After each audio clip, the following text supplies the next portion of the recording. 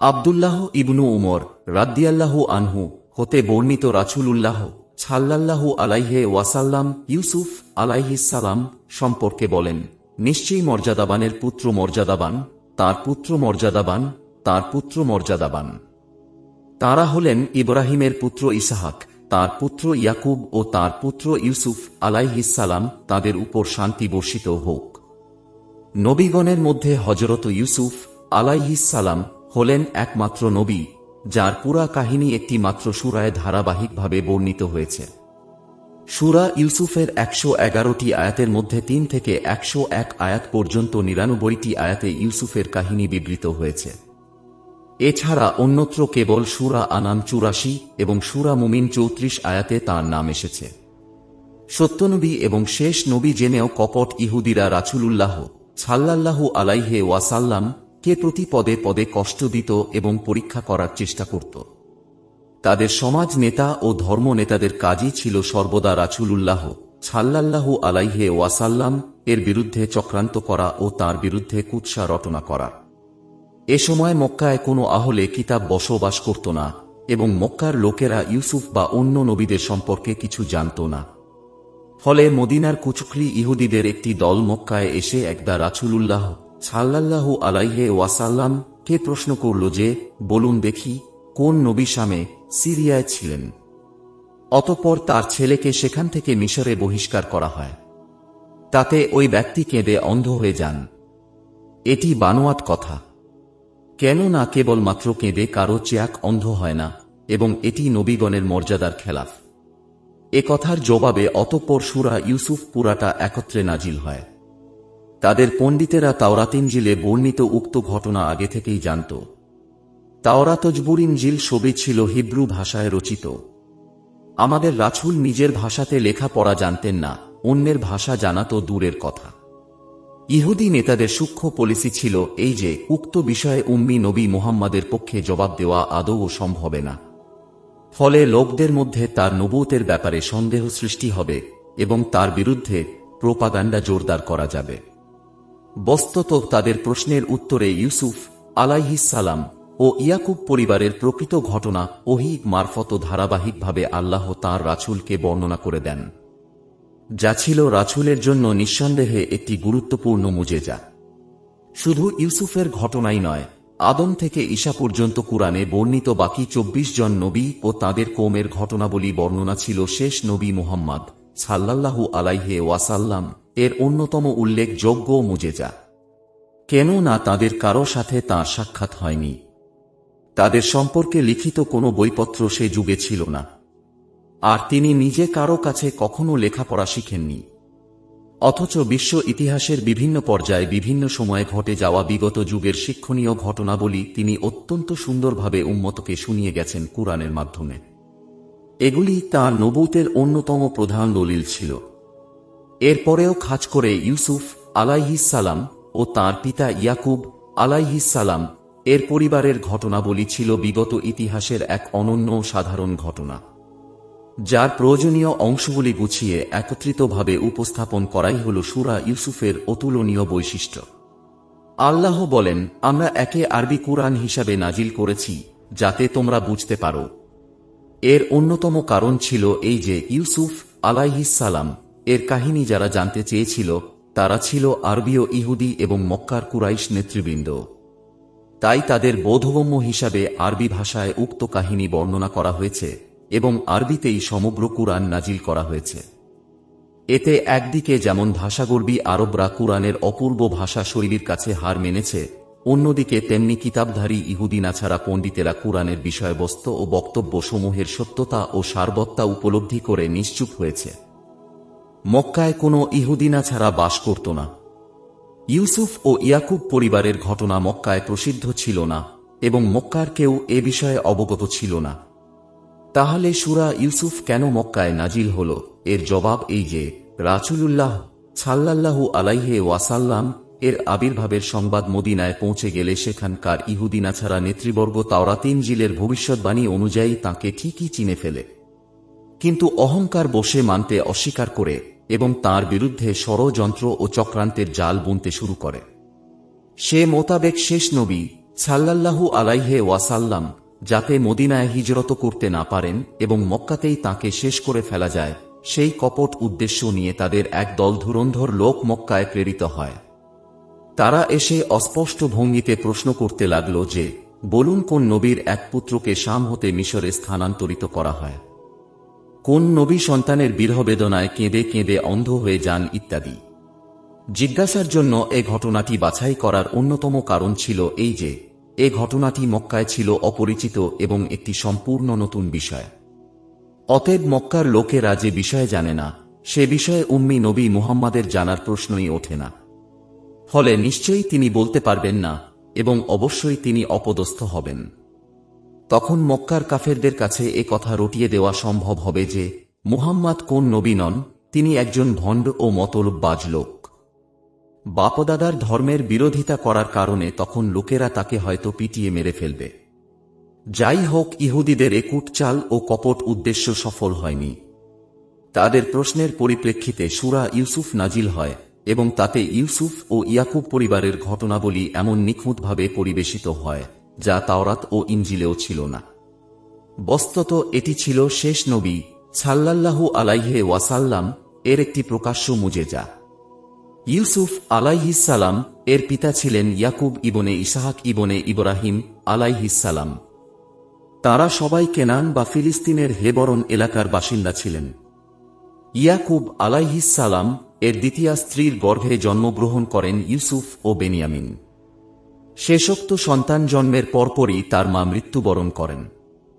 পরে ইয়াকুব আলাইহিস সালাম তাঁর স্ত্রীর অপর এক বোন লায়লাকে বিবাহ করেন। ইউসুফের সাথে মিশরে পুনর্মিলনের সময় ইনি মা হিসাবে সেখানে পিতার সাথে উপস্থিত ছিলেন। হযরত ইয়াকুব আলাইহিস সালাম মিশরের পুত্র ইউসুফের সাথে 17 বছর মতান্তরে 20 বছরের অধিক কাল অতিবাহিত করেন। অতঃপর 147 বছর বয়সে সেখানেই ইন্তেকাল করেন। মৃত্যুকালে ওসিয়ত করে যান যেন তাকে বায়তুল মুকারদ্দাসের নিকটবর্তী হেবরন মহল্লায় পিতা ইসহাক ও দাদা ইব্রাহিম আলাইহিস সালাম এর পাশে সমাহিত করা হয় এবং তিনি সেখানেই সমাধিস্থ হন, যা এখন খলিল মহল্লা বলে খ্যাত। হযরত ইউসুফ আলাইহিস সালাম 110 বছর বয়সে মিশরে ইন্তেকাল করেন এবং তিনিও হেবরনের একই স্থানে সমাধিস্থ হওয়ার জন্য সন্তানদের নিকটে ওসিয়ত করে যান। এর দ্বারা বায়তুল মুকারদ্দাস অঞ্চলের বরকত উচ্চ মর্যাদা প্রমাণিত হয়। হযরত ইয়াকুবের বংশধরগণ সকলে বনু ইসরাইল নামে খ্যাত হয়। তাঁর 12 পুত্রের মধ্যে মাত্র ইউসুফ নবী হয়েছিলেন। তাঁর রূপলাবণ্য ছিল অতুলনীয়। রাসূলুল্লাহ সাল্লাল্লাহু আলাইহি ওয়াসাল্লাম বলেন, আমি মিরাজ রজনীতে ইউসুফ আলাইহিস সালাম এর সাথে সাক্ষাৎ হলে দেখলাম যে আল্লাহ তাকে সমগ্র বিশ্বের রূপ সৌন্দর্যের অর্ধেক দান করেছেন। উল্লেখ্য যে সাহাবী বারা ইবনে আজেব রাদিয়াল্লাহু আনহু রাসূলুল্লাহ সাল্লাল্লাহু আলাইহি ওয়াসাল্লাম এর চেহারাকে পূর্ণচন্দ্রর সাথে তুলনা করেছেন। ইউসুফের সৌন্দর্য, ঈশার ফুঁক ও মুছার দীপ্ত হস্ততালু সবকিছুই যে হে নবী তোমার মাঝেই একীভূত। জুলাইখার গর্ভে ইউসুফ আলাইহিস সালাম এর 2টি পুত্র সন্তান হয়। তাদের নাম ছিল ইফরাইম ও মানশা। ইফরাইমের একটি পুত্র ও একটি কন্যা সন্তান হয়। পুত্র ছিলেন নুন, যার পুত্র ইউশা নবী হন, এবং কন্যা ছিলেন লাইয়া অথবা রাহমাহ, যিনি আইয়ুব আলাইহিস সালাম এর স্ত্রী ছিলেন। উল্লেখ্য যে বিগত নবীদের বংশ তালিকার অধিকাংশ নিশ্চিতভাবে প্রমাণিত নয়। আল্লাহ সর্বাধিক অবগত। মুহাম্মদ ইবনু ইসহাক বলেন, ওই সময় মিশরের সম্রাট ছিলেন আমালেক্কা জাতির জনৈক রায়ান ইবনে ওয়ালি। তিনি পরবর্তীকালে ইউসুফের কাছে মুসলমান হন এবং ইউসুফকে মিশরের সর্বময় ক্ষমতায় বসিয়ে বলেন, আমি আপনার চাইতে বড় নই সিংহাসন ব্যতীত। এ সময় ইউসুফের বয়স ছিল মাত্র 30 বছর। পক্ষান্তরে তারিখুল আম্বিয়ার লেখক বলেন, ইউসুফ আলাইহিস সালাম এর কাহিনীতে মিশরে যুগ যুগ ধরে রাজত্বকারী ফেরাউন রাজাদের কোনো উল্লেখ না থাকায় অনেকে প্রমাণ করেন যে ওই সময় হাকসুস রাজারা ফেরাউনদের হটিয়ে মিশর দখল করেন এবং 200 বছর যাবত তারা সেখানে রাজত্ব করেন, যা ছিল ঈসা আলাইহিস সালাম এর আবির্ভাবের প্রায় 2000 বছর পূর্বের ঘটনা। উল্লেখ্য যে ইউসুফ আলাইহিস সালামা এর সময়কাল ছিল ঈসা আলাইহিসসালাম এর 1800 বছর পূর্বেকার। তবে সুলাইমান মানসুরপুরি বলেন আনুমানিক 1686 বছর পূর্বের হতে পারে। কেউ ইউসুফের সময়কালের শুরু থেকে এবং কেউ তাঁর মৃত্যু থেকে হিসাব করেছেন। তবে তাঁর সময় থেকেই বনু ইসরায়েলগণ মিশরে বসবাস শুরু করে। হাফেজ ইবনু কাছির বর্ণনা করেন যে ইউসুফের জন্মের কিছুকাল পরেই বেনিয়ামিন জন্মগ্রহণ করেন। বেনিয়ামিন জন্মের পরপরই তাদের মায়ের মৃত্যু ঘটে। তখন মাতৃহীন দুই শিশুর লালন পালনের ভার তাদের ফুফুর উপরে অর্পিত হয়। আল্লাহ তাআলা ইউসুফকে এত বেশি রূপলাবণ্য এবং মায়াশীল ব্যবহার দান করেছিলেন যে যেই তাকে দেখত সেই তার প্রতি আকৃষ্ট হয়ে পড়ত। ফুফু তাকে অত্যন্ত স্নেহ করতেন, একদণ্ড চোখের আড়াল হতে দিতেন না। এদিকে বিপত্নিক ইয়াকুব আলাইহিসসালাম মাতৃহীনা দুই শিশু পুত্রের প্রতি স্বাভাবিকভাবেই অধিকতর দুর্বল এবং সর্বদা ব্যাকুল থাকতেন। ইতিমধ্যে ইউসুফ একটু বড় হলে এবং হাঁটাচলা করার মতো বয়স হলে পিতা ইয়াকুব আলাইহিসসালাম তাকে ফুফুর নিকট থেকে আনতে চাইলেন, কিন্তু ফুফু তাকে ছাড়তে নারাজ। ওদিকে পিতাও তাকে নিয়ে আসতে সংকল্পবদ্ধ। শুরু হল পিতা ও ফুফুর মধ্যে মহব্বতের টানাপড়েন। ফলে ঘটে গেল এক অঘটন। অধিক পীড়াপিড়ির কারণে ইউসুফকে যখন তার পিতার হাতে তুলে দিতেই হল, তখন স্নেহান্ধ ফুফু গোপনে এক ফন্দি করলেন। তিনি স্বীয় পিতা হযরত ইসহাক আলাইহিসসালাম এর নিকট থেকে যে একটা হাঁসুলি পেয়েছিলেন এবং যেটাকে অত্যন্ত মূল্যবান ও বরকতময় মনে করা হতো, ফুফু সেই হাঁসুলিটিকে ইউসুফের কাপড়ের নিচে গোপনে বেঁধে দিলেন। অতঃপর ইউসুফ তার পিতার সাথে চলে যাওয়ার পর ফুফু জোরে সোরে প্রচার শুরু করলেন যে তার মূল্যবান হাঁসুলিটি চুরি হয়ে গেছে। পরে তল্লাশি করে তা ইউসুফের কাছে পাওয়া গেল। ইয়াকুবী শরিয়াতের বিধান অনুযায়ী ফুফু ইউসুফকে তার গোলাম হিসাবে রাখার অধিকার পেলেন। ইয়াকুব আলাইহিসসালাম ও দ্বিরুক্তি না করে সন্তানকে তার ফুফুর হাতে পুনরায় সমর্পণ করলেন। এরপর যতদিন ফুফু জীবিত ছিলেন ততদিন ইউসুফ তার কাছেই রইলেন। এই ছিল ঘটনা যাতে ইউসুফ নিজের অজান্তে চুরির অপরাধে অভিযুক্ত হয়েছিলেন। এরপর বিষয়টি সবার কাছে দিবালোকের মতো স্পষ্ট হয়ে ফুটে উঠেছিল যে তিনি ছিলেন এ ব্যাপারে একেবারেই নির্দোষ। ফুফুর অপত্যস্নেহী তাকে ঘিরে চক্রান্ত জাল বিস্তার করেছিল। এ সত্য কথাটি তার সৎ ভাইদেরও জানা ছিল, কিন্তু এটাকেই তারা ইউসুফের মুখের উপরে বলে দেয় যখন আরেক বানোয়াট চুরির অভিযোগে বেনিয়ামিনকে মিশরে গ্রেপ্তার করা হয়। ইউসুফ তাতে দারুণ মনোকষ্ট পেলেও তা চেপে রাখেন। বলা বাহুল্য, শৈশবে যেমন ইউসুফ স্বীয় ফুফুর স্নেহের ফাঁদে পড়ে চোর সাব্যস্ত হয়ে ফুফুর গোলামি করেন, যৌবনে তেমনি জুলাইখার চক্রান্তে পড়ে মিথ্যা অপবাদে 7 বছর জেল খাটেন, যে ঘটনা পরে বর্ণিত হবে। বালক ইউসুফ একদিন তার পিতা ইয়াকুব আলাইহিসসালাম এর কাছে এসে বলল, আমি স্বপ্ন দেখেছি যে 11টি নক্ষত্র এবং সূর্য ও চন্দ্র আমাকে সিজদা করছে। এ কথা শুনে পিতা বললেন, বৎসহ, তোমার ভাইদের সামনে এ স্বপ্ন বর্ণনা করো না, তাহলে ওরা তোমার বিরুদ্ধে চক্রান্ত করবে। নিশ্চয় শয়তান মানুষের প্রকাশ্য শত্রু। ইবনু আব্বাস রাদিয়াল্লাহু আনহু ও কাতাদাহ বলেন, 11টি নক্ষত্রের অর্থ হচ্ছে ইউসুফ আলাইহিসসালাম এর 11 ভাই এবং সূর্য ও চন্দ্রের অর্থ পিতা ও মাতা বা খালা।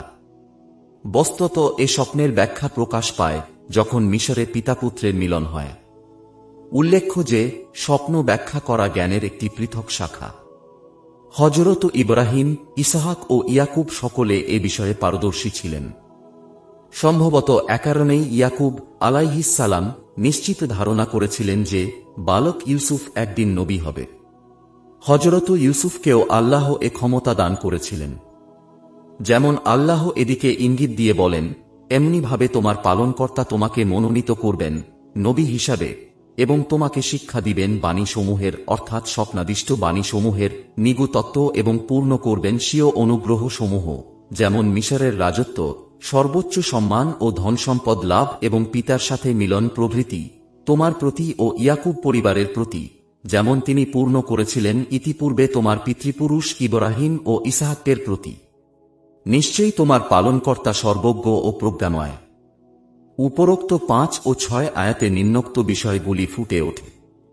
যেমন এক ইয়াকুব আলাইহিস সালাম ইউসুফের দেখা স্বপ্নকে একটি সত্য স্বপ্ন হিসাবে গণ্য করেছিলেন এবং এটাও উপলব্ধি করেছিলেন যে ইউসুফের জীবনে একটি সুন্দর ভবিষ্যৎ অপেক্ষা করছে।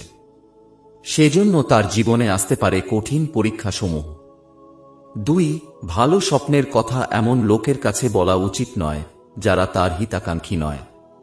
সেজন্যই ইয়াকুব আলাইহিস সালাম বালক ইউসুফকে তার স্বপ্ন বৃত্তান্ত তার সৎ ভাইদের কাছে বলতে নিষেধ করেছিলেন। 3. ইউসুফকে আল্লাহ 3টি নেয়ামত দানের সুসংবাদ দেন। 1. আল্লাহ তাকে মনোনীত করেছেন নবী হিসাবে। 2. তাকে স্বপ্ন বৃত্তান্ত ব্যাখ্যা করার যোগ্যতা দান করবেন। 3. তার প্রতি স্বীয় নেয়ামত সমূহ পূর্ণ করবেন। বলা বাহুল্য, এগুলির প্রতিটি পরবর্তীতে বাস্তবায়িত হয়েছে অত্যন্ত সুন্দরভাবে, যা আমরা পরবর্তী কাহিনীতে অবলোকন করব। ইউসুফকে উপরোক্ত 6 আয়াতে বর্ণিত ওহী আল্লাহ কখন নাজিল করেছিলেন সে বিষয়ে স্পষ্টভাবে কিছু জানা যায় না।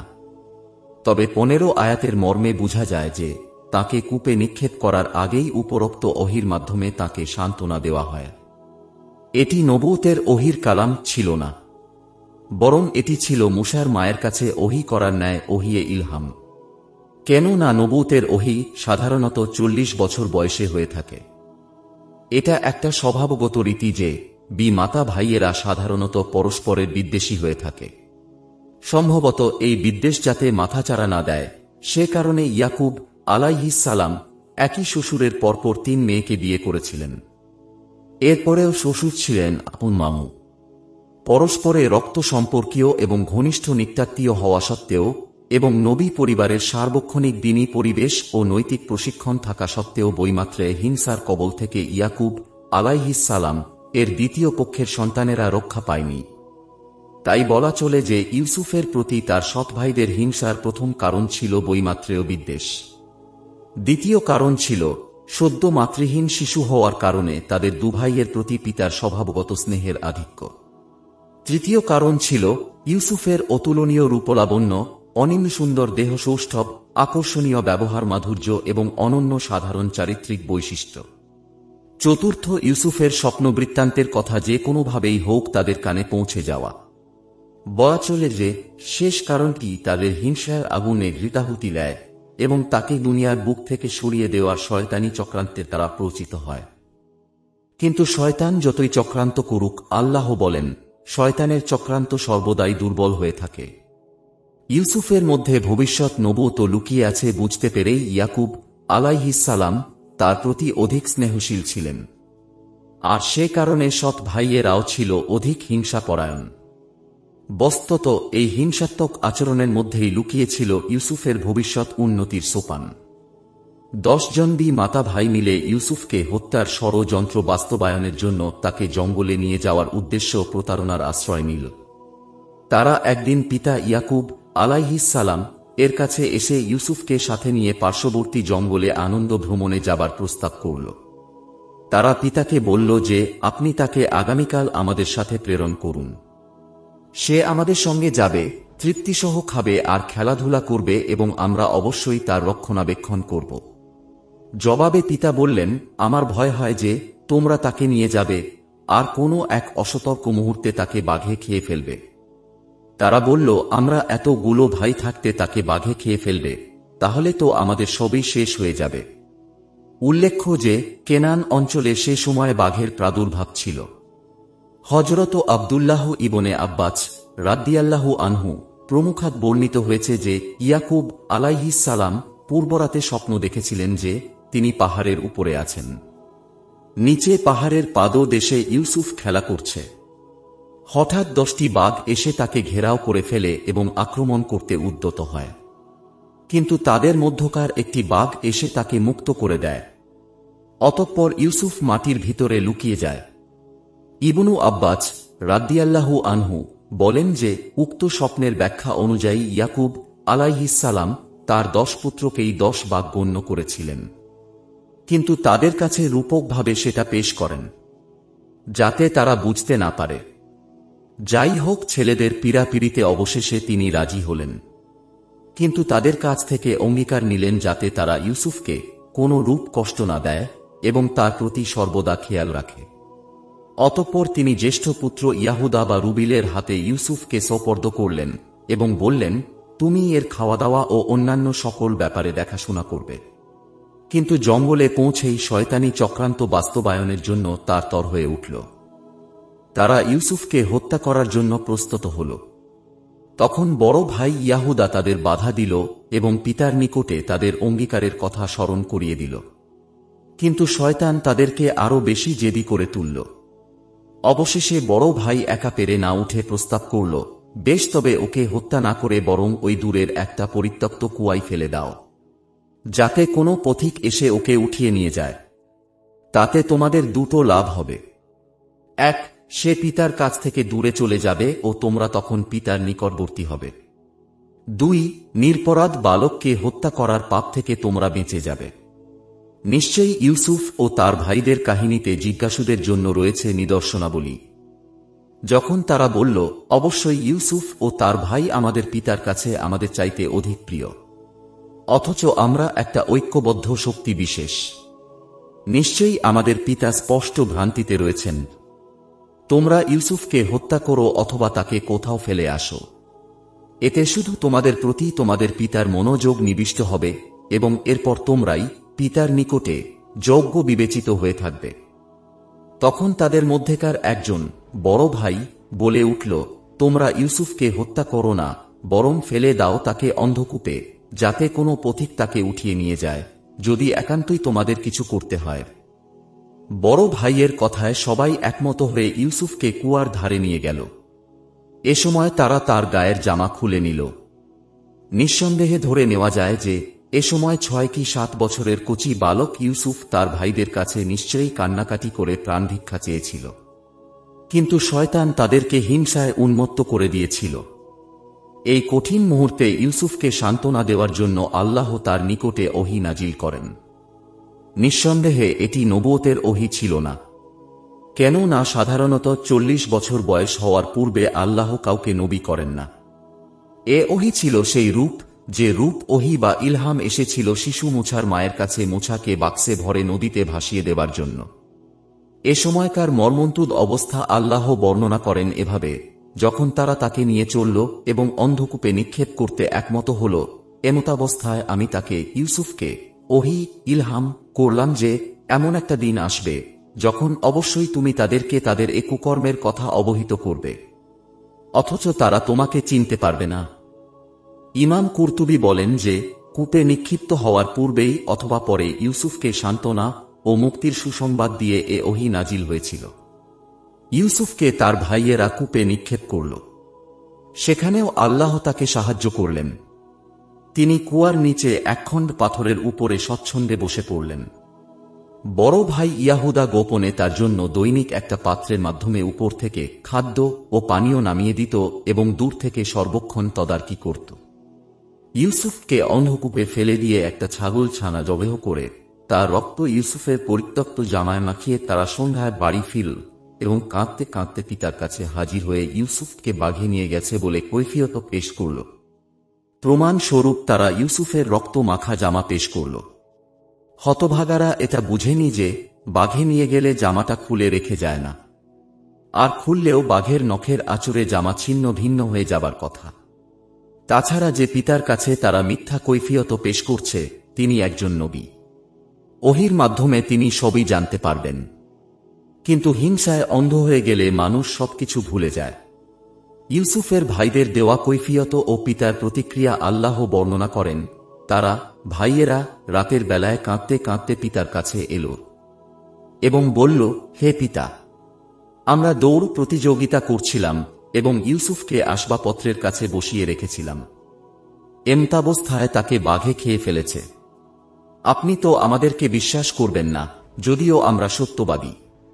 এ সময় তারা তার মিথ্যা রক্ত মাখানো জামা হাজির করল।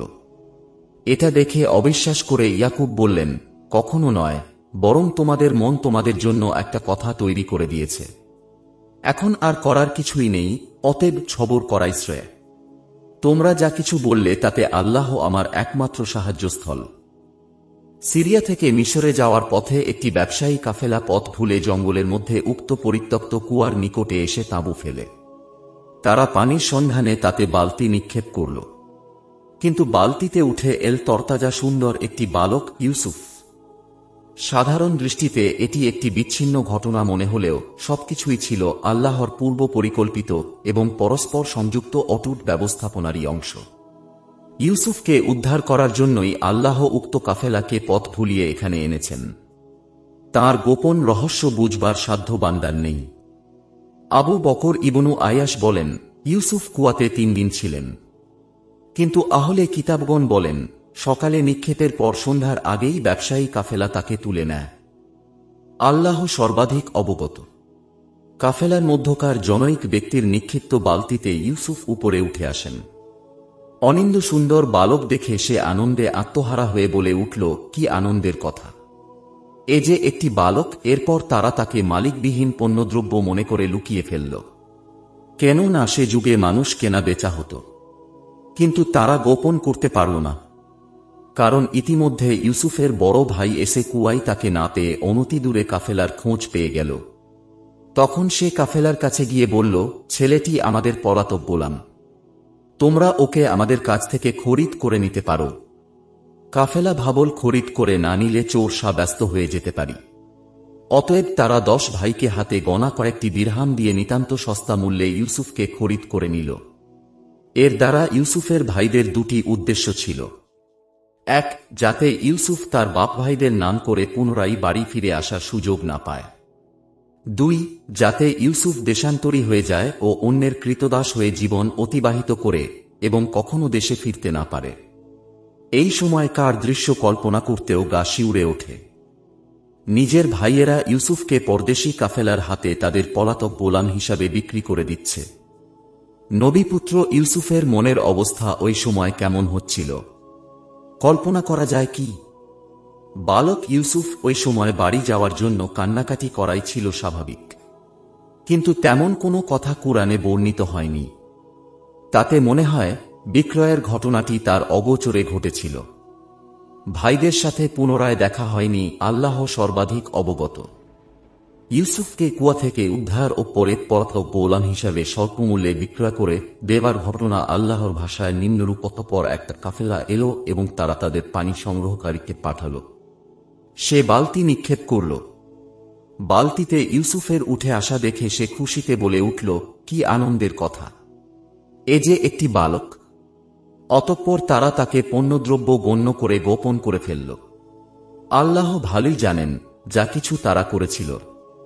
অতঃপর ওরা, ইউসুফের ভাইয়েরা, তাকে কম মূল্যে বিক্রয় করে দিল হাতে গণা কয়েকটি দিরহামের রৌপ্য মুদ্রার বিনিময়ে, এবং তারা তার অর্থাৎ ইউসুফের ব্যাপারে নিরাসক্ত ছিল।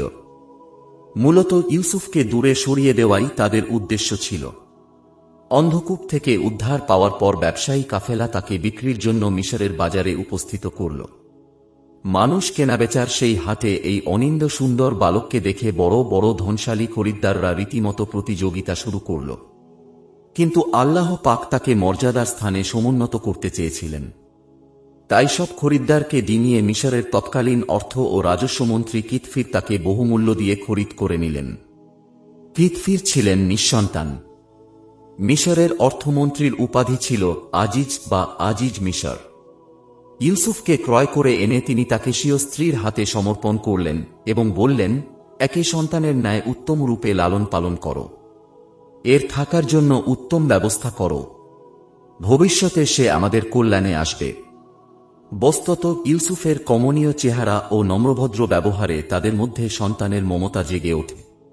কিতফির তার দূরদর্শিতার মাধ্যমে ইউসুফের মধ্যে ভবিষ্যতের অশেষ কল্যাণ দেখতে পেয়েছিলেন, আর সেজন্য তাকে সর্বোত্তম যত্ন সহকারে রাখার ব্যবস্থা করেছিলেন। মূলত এসবই ছিল আল্লাহর পূর্ব নির্ধারিত। এ বিষয়ে কুরআনী বক্তব্য নিম্নরূপ: মিশরে যে ব্যক্তি তাকে ক্রয় করল, সে তার স্ত্রীকে বলল, একে সম্মানজনকভাবে থাকার ব্যবস্থা করো, সম্ভবত সে আমাদের কল্যাণে আসবে, অথবা আমরা তাকে পুত্ররূপে গ্রহণ করে নেব। এভাবে আমরা ইউসুফকে সে দেশে প্রতিষ্ঠিত করলাম, এবং এজন্য যে তাকে আমরা বাক্যাদির পূর্ণ মর্ম অনুধাবনের পদ্ধতি বিষয়ে শিক্ষা দেই। আল্লাহ স্বীয় কর্মে সর্বদা বিজয়ী, কিন্তু অধিকাংশ লোক তা জানে না। আব্দুল্লাহ ইবনু মাসুদ রাদিয়াল্লাহু আনহু বলেন, দুনিয়াতে 3 ব্যক্তি ছিলেন সর্বাধিক সূক্ষ্ম দৃষ্টি সম্পন্ন। একজন হলেন আজিজে মিশর, যিনি ইউসুফের চেহারা দেখেই তাকে চিনেছিলেন। দ্বিতীয় শুয়ায়েব আলাইহিস সালাম এর ওই কন্যা, যে মুছা আলাইহিস সালাম সম্পর্কে স্বীয় পিতাকে বলেছিল, হে পিতা, আপনি একে আপনার কর্মসহযোগী হিসাবে রেখে দিন, কেননা উত্তম সহযোগী সেই যে শক্তিশালী ও বিশ্বস্ত হয়। তৃতীয় হযরত আবু বকর সিদ্দিক, যিনি ওমর ফারুককে পরবর্তী খলিফা নিয়োগ করেছিলেন। আজিজে মিশরের গৃহে কয়েক বছর পুত্রস্নেহে লালিত পালিত হয়ে ইউসুফ অতঃপর যৌবনে পদার্পণ করলেন। আল্লাহ বলেন, অতঃপর যখন সে পূর্ণ যৌবনে পৌঁছে গেল, তখন আমরা তাকে প্রজ্ঞা ও ব্যুৎপত্তি দান করলাম। আমরা এভাবেই সৎ কর্মশীলদের প্রতিদান দিয়ে থাকি। উক্ত আয়াতে 2টি বিষয় বর্ণিত হয়েছে: পূর্ণ যৌবন প্রাপ্তি এবং প্রজ্ঞা ও ব্যুৎপত্তি লাভ করা। সকলে এ বিষয়ে একমত যে প্রজ্ঞা ও ব্যুৎপত্তি লাভের অর্থ হল নবুয়ত লাভ করা, আর সেটা সাধারণত 40 বছর বয়সে হয়ে থাকে। অন্যদিকে পূর্ণ যৌবন লাভ তার পূর্বেই হয়, যা 20 বছর থেকে 30 বা 33 মধ্যে হয়ে থাকে। হযরত ইবনু আব্বাস, মুজাহিদ, কাতাদাহ প্রমুখ বিদ্বান 33 বছর বলেছেন এবং জাহাহাক 20 বছর বলেছেন। জাহাহাক সম্ভবত প্রথম যৌবন এবং ইবনু আব্বাস পূর্ণ যৌবনের কথা বলেছেন। এক্ষণে ইউসুফের প্রতি জুলায়খার আসক্তির ঘটনা নবুয়ত লাভের পূর্বের না পরের, এ বিষয়ে বিদ্বানগণ একমত নন। আমাদের প্রবল ধারণা এই যে, যদিও যৌবন ও নবুয়তের কথা একই আয়াতে বর্ণিত হয়েছে, তথাপি ঘটনা একই সময়ের নয়। নবুয়ত তিনি 40 বছর বয়সেই পেয়েছেন ধরে নিলে জুলায়খার ঘটনা অবশ্যই তার পূর্বে তার পূর্ণ যৌবনেই ঘটেছে, কারণ ওই সময় ইউসুফের রূপলাবণ্য নিশ্চয়ই শৈশবের ও প্রৌঢ় বয়সের চাইতে বেশি ছিল, যা জুলায়খার ধৈর্যচ্যুতি ঘটায়। অথচ ইউসুফের চরিত্রের কোনো পরিবর্তন ঘটেনি, কেননা নবীগণ ছোট বেলা থেকেই পাপ হতে পবিত্র থাকেন। রূপলাবণ্যে ভরা ইউসুফের প্রতি মন্ত্রীপত্নী জুলায়খার অন্যায় আকর্ষণ জেগে উঠল। সে ইউসুফকে খারাপ ইঙ্গিত দিতে লাগল। এ বিষয়ে আল্লাহ বলেন, আর সে যে মহিলার বাড়িতে থাকত, ওই মহিলা তাকে ফুসলাতে লাগল এবং একদিন দরজাসমূহ বন্ধ করে দিয়ে বলল, কাছে এসো। ইউসুফ বলল, আল্লাহ আমাকে রক্ষা করুন। তিনি অর্থাৎ আপনার স্বামী আমার মনিব, তিনি আমার উত্তম বসবাসের ব্যবস্থা করেছেন। নিশ্চয়ই সীমা লঙ্ঘনকারীগণ সফলকাম হয় না। উক্ত মহিলা তার বিষয়ে কুচিন্তা করেছিল এবং ইউসুফ তার প্রতি অনিচ্ছাকৃত কল্পনা করেছিল। যদি না সে স্বীয় পালনকর্তার প্রমাণ অবলোকন করত, অর্থাৎ আল্লাহ নির্ধারিত উপদেশদাতা নফসে লাওয়ামাহ তথা শানিত বিবেক যদি তাকে কঠোরভাবে বাধা না দিত। এভাবেই এটা এজন্য হয়েছে যাতে আমরা তার থেকে যাবতীয় মন্দ ও নির্লজ্জ বিষয় সরিয়ে দেই। নিশ্চয়ই সে আমাদের মনোনীত বান্দাগণের একজন। তারা উভয়ে ছুটে দরজার দিকে গেল এবং মহিলাটি ইউসুফের জামা পিছন দিক থেকে ছিঁড়ে ফেলল। উভয়ে মহিলার স্বামীকে দরজার মুখে পেল। তখন মহিলাটি তাকে বলল, যে ব্যক্তি তোমার স্ত্রীর সাথে অন্যায় বাসনা করে তাকে কারাগারে নিক্ষেপ করো অথবা অন্য কোনো যন্ত্রণাদায়ক শাস্তি দেওয়া ব্যতীত আর কি সাজা হতে পারে? ইউসুফ বলল, সেই আমাকে তার কুমতলব সিদ্ধ করার জন্য ফুসলিয়েছে। তখন মহিলার পরিবারের জনৈক ব্যক্তি সাক্ষ্য দিল যে, যদি ইউসুফের জামা সামনের দিকে ছেঁড়া হয়, তাহলে মহিলা সত্য কথা বলেছে এবং ইউসুফ মিথ্যাবাদী। আর যদি তার জামা পিছন দিক থেকে ছেঁড়া হয়, তবে মহিলা মিথ্যা বলেছে এবং ইউসুফ সত্যবাদী। অতঃপর গৃহস্বামী যখন দেখল যে ইউসুফের জামা পিছন দিক থেকে ছেঁড়া, তখন সে স্বীয় স্ত্রীকে উদ্দেশ্য করে বলল, এটা তোমাদের ছলনা। নিঃসন্দেহে তোমাদের ছলনা খুবই মারাত্মক। অতঃপর তিনি ইউসুফকে সান্ত্বনা দিয়ে বললেন, ইউসুফ, এ প্রসঙ্গ ছাড়ো, আর হে মহিলা, এ পাপের জন্য ক্ষমা প্রার্থনা করো। নিশ্চিতভাবে তুমিই পাপাচারিণী।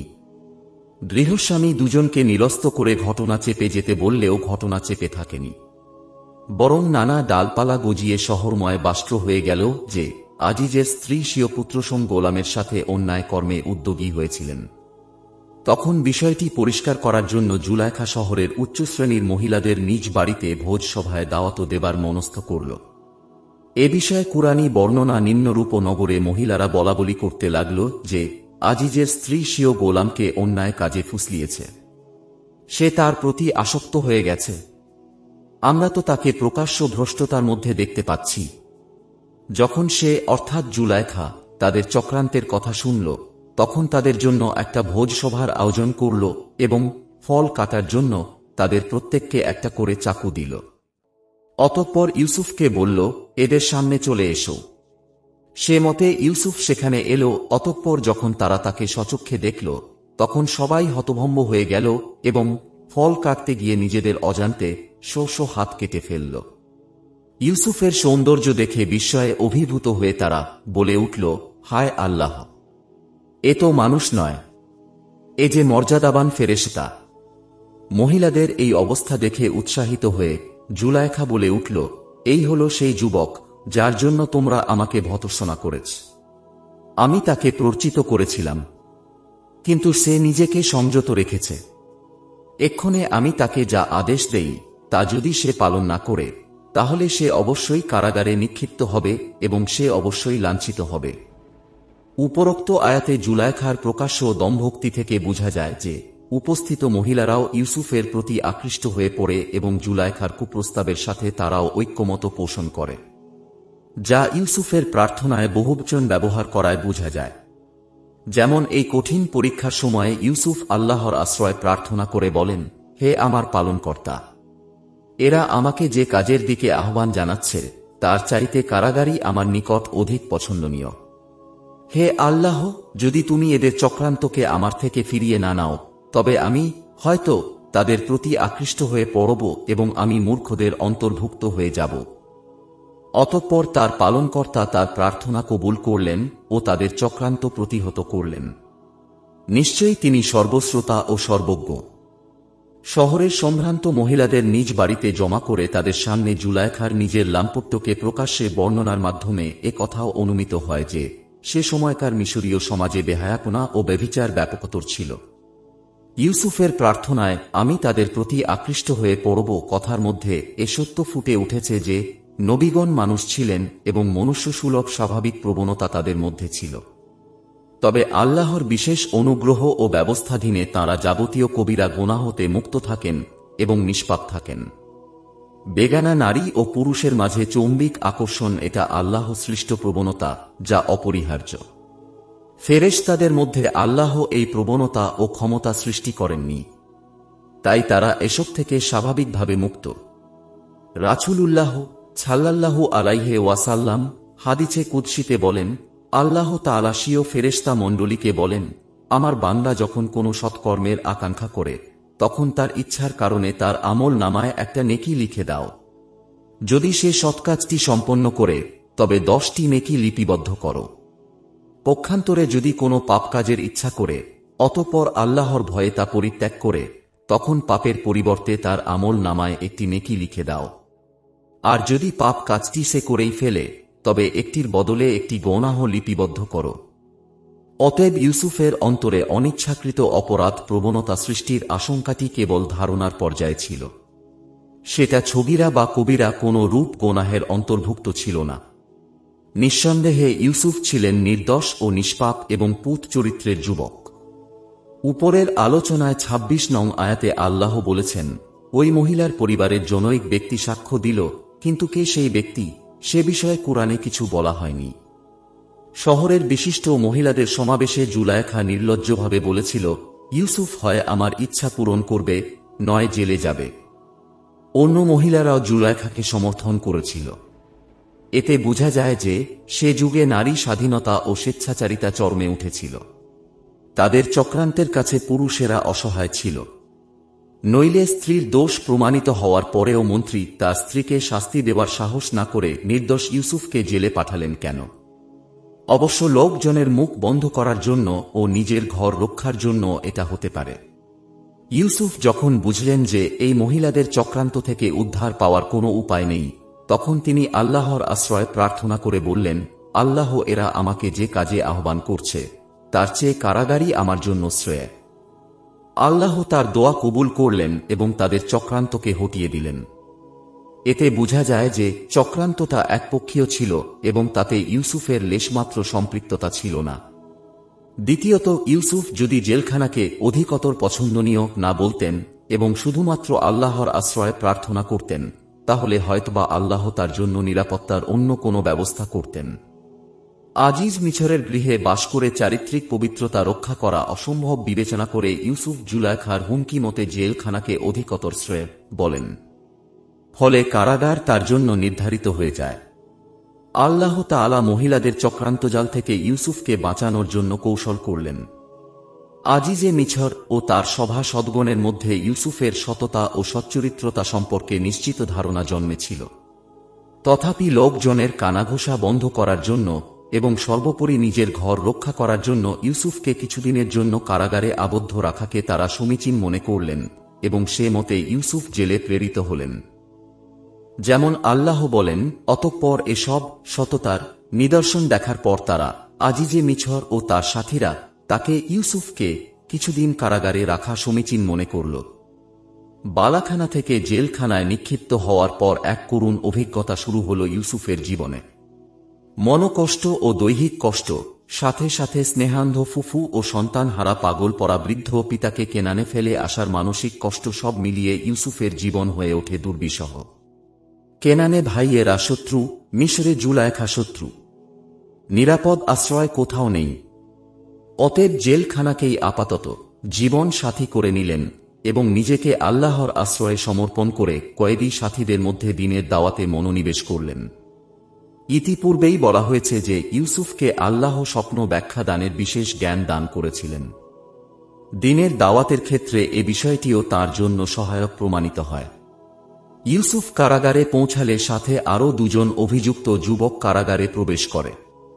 তাদের একজন বাদশাহকে মদ্যপান করাত এবং অপরজন বাদশাহর বাবুর্চি ছিল। ইবনু কাছির তাফসিরবিদগণের বরাত দিয়ে লেখেন যে তারা উভয়েই বাদশাহর খাদ্য বিষ মিশানোর দায়ে অভিযুক্ত হয়ে জেলে আসে। তখনও মামলার তদন্ত চলছিল এবং চূড়ান্ত রায় বাকি ছিল। তারা জেলে এসে ইউসুফের সততা, বিশ্বস্ততা, ইবাদত গুজারি ও স্বপ্ন ব্যাখ্যা দানের ক্ষমতা সম্পর্কে জানতে পারে। তখন তারা তাঁর নৈকট্য লাভে সচেষ্ট হয় এবং তাঁর ঘনিষ্ঠ বন্ধুতে পরিণত হয়। বন্ধুত্বের এই সুযোগকে ইউসুফ তাওহীদের দাওয়াতে কাজে লাগান।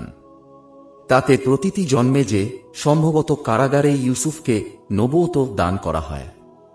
ইউসুফের কারা সঙ্গীতদ্বয় এবং তাদের নিকটে প্রদত্ত দাওয়াতের বিবরণ আল্লাহ দিয়েছেন নিম্নোক্তভাবে। ইউসুফের সাথে কারাগারে দুজন যুবক প্রবেশ করল। তাদের একজন বলল, আমি স্বপ্নে দেখলাম যে আমি মদ নিংড়াচ্ছি। অপরজন বলল, আমি দেখলাম যে আমি মাথায় করে রুটি বহন করছি, আর তা থেকে পাখি খেয়ে নিচ্ছে। আমাদেরকে এ স্বপ্নের ব্যাখ্যা বলে দিন, কেননা আমরা আপনাকে সৎকর্মশীলগণের অন্তর্ভুক্ত দেখতে পাচ্ছি। ইউসুফ বলল, তোমাদেরকে প্রত্যহ যে খাদ্য দান করা হয় তা তোমাদের কাছে আসার আগেই আমি তার ব্যাখ্যা বলে দিতে পারি। এ জ্ঞান আমার পালনকর্তা আমাকে দান করেছেন। আমি ওইসব লোকদের ধর্ম ত্যাগ করেছি যারা আল্লাহর প্রতি বিশ্বাস স্থাপন করে না এবং আখেরাতকে অস্বীকার করে। আমি আমার পিতৃপুরুষ ইব্রাহিম, ইসহাক ও ইয়াকুবের ধর্ম অনুসরণ করি। আমাদের জন্য শোভা পায় না যে কোনো বস্তুকে আল্লাহর অংশীদার করি। এটা আমাদের প্রতি এবং অন্য সব লোকদের প্রতি আল্লাহর বিশেষ অনুগ্রহ। কিন্তু অধিকাংশ লোক কৃতজ্ঞতা স্বীকার করে না।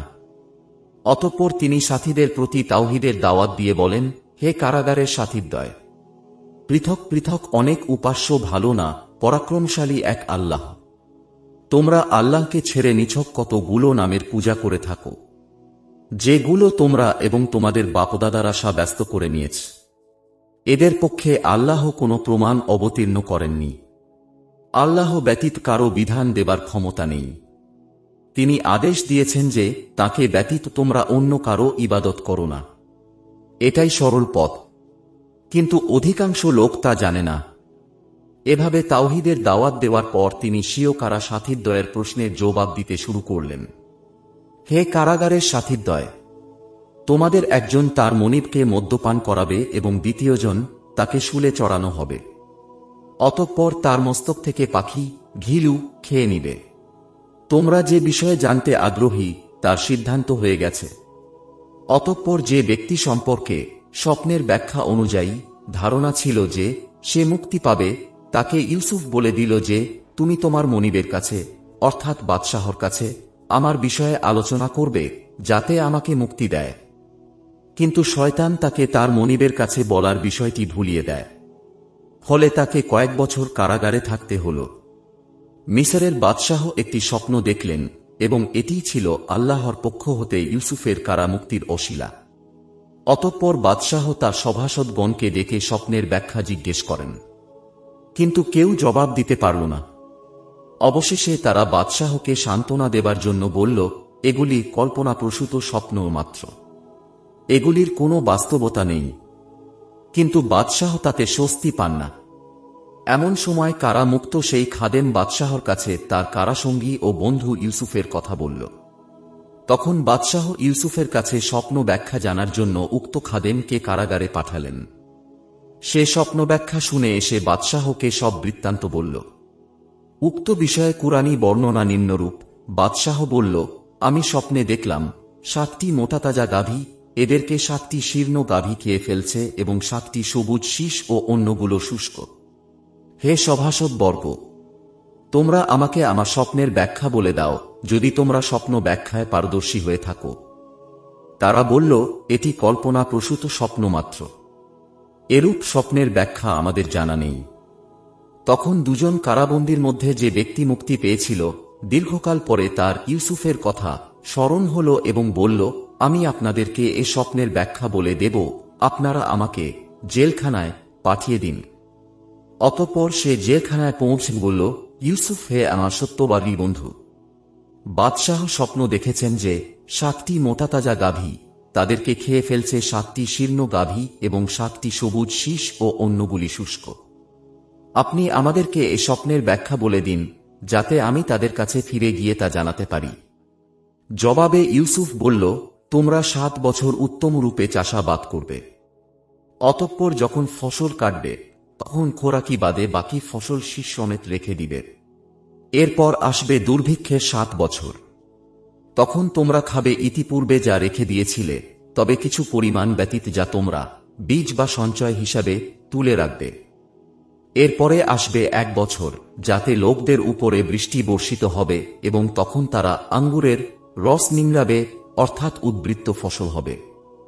ওই খাদেমটি ফিরে এসে স্বপ্ন ব্যাখ্যা বর্ণনা করলে বাদশাহ তাকে বললেন, তুমি পুনরায় কারাগারে ফিরে যাও এবং তাকে অর্থাৎ ইউসুফকে আমার কাছে নিয়ে এসো। অতঃপর যখন বাদশাহর দূত তার কাছে পৌঁছাল, তখন ইউসুফ তাকে বলল, তুমি তোমার মনিবের অর্থাৎ বাদশাহর কাছে ফিরে যাও এবং তাকে জিজ্ঞেস করো যে নগরীর সেই মহিলাদের খবর কি, যারা নিজেদের হাত কেটে ফেলেছিল। আমার পালনকর্তা তো তাদের ছলনা সবই জানেন। কারাগার থেকে পাঠানো ইউসুফের দাবি অনুযায়ী মহিলাদের কাছে বাদশাহ ঘটনার তদন্ত করলেন। আল্লাহ বলেন, বাদশাহ মহিলাদের ডেকে বলল, তোমাদের খবর কি যখন তোমরা ইউসুফকে কুকর্মে ফুসলিয়েছিলে? তারা বলল, আল্লাহ পবিত্র, আমরা তাঁর ইউসুফ সম্পর্কে মন্দ কিছুই জানি না। আজিজ পত্নী বলল, এখন সত্য প্রকাশিত হল। আমি তাকে ফুসলিয়েছিলাম এবং সে ছিল সত্যবাদী। ইতিপূর্বে একবার শহরের মহিলাদের সম্মুখে জুলায়খা উক্ত স্বীকৃতি দিয়ে বলেছিল, আমি তাকে ফুসলিয়েছিলাম, কিন্তু সে নিজেকে সংযত রেখেছিল।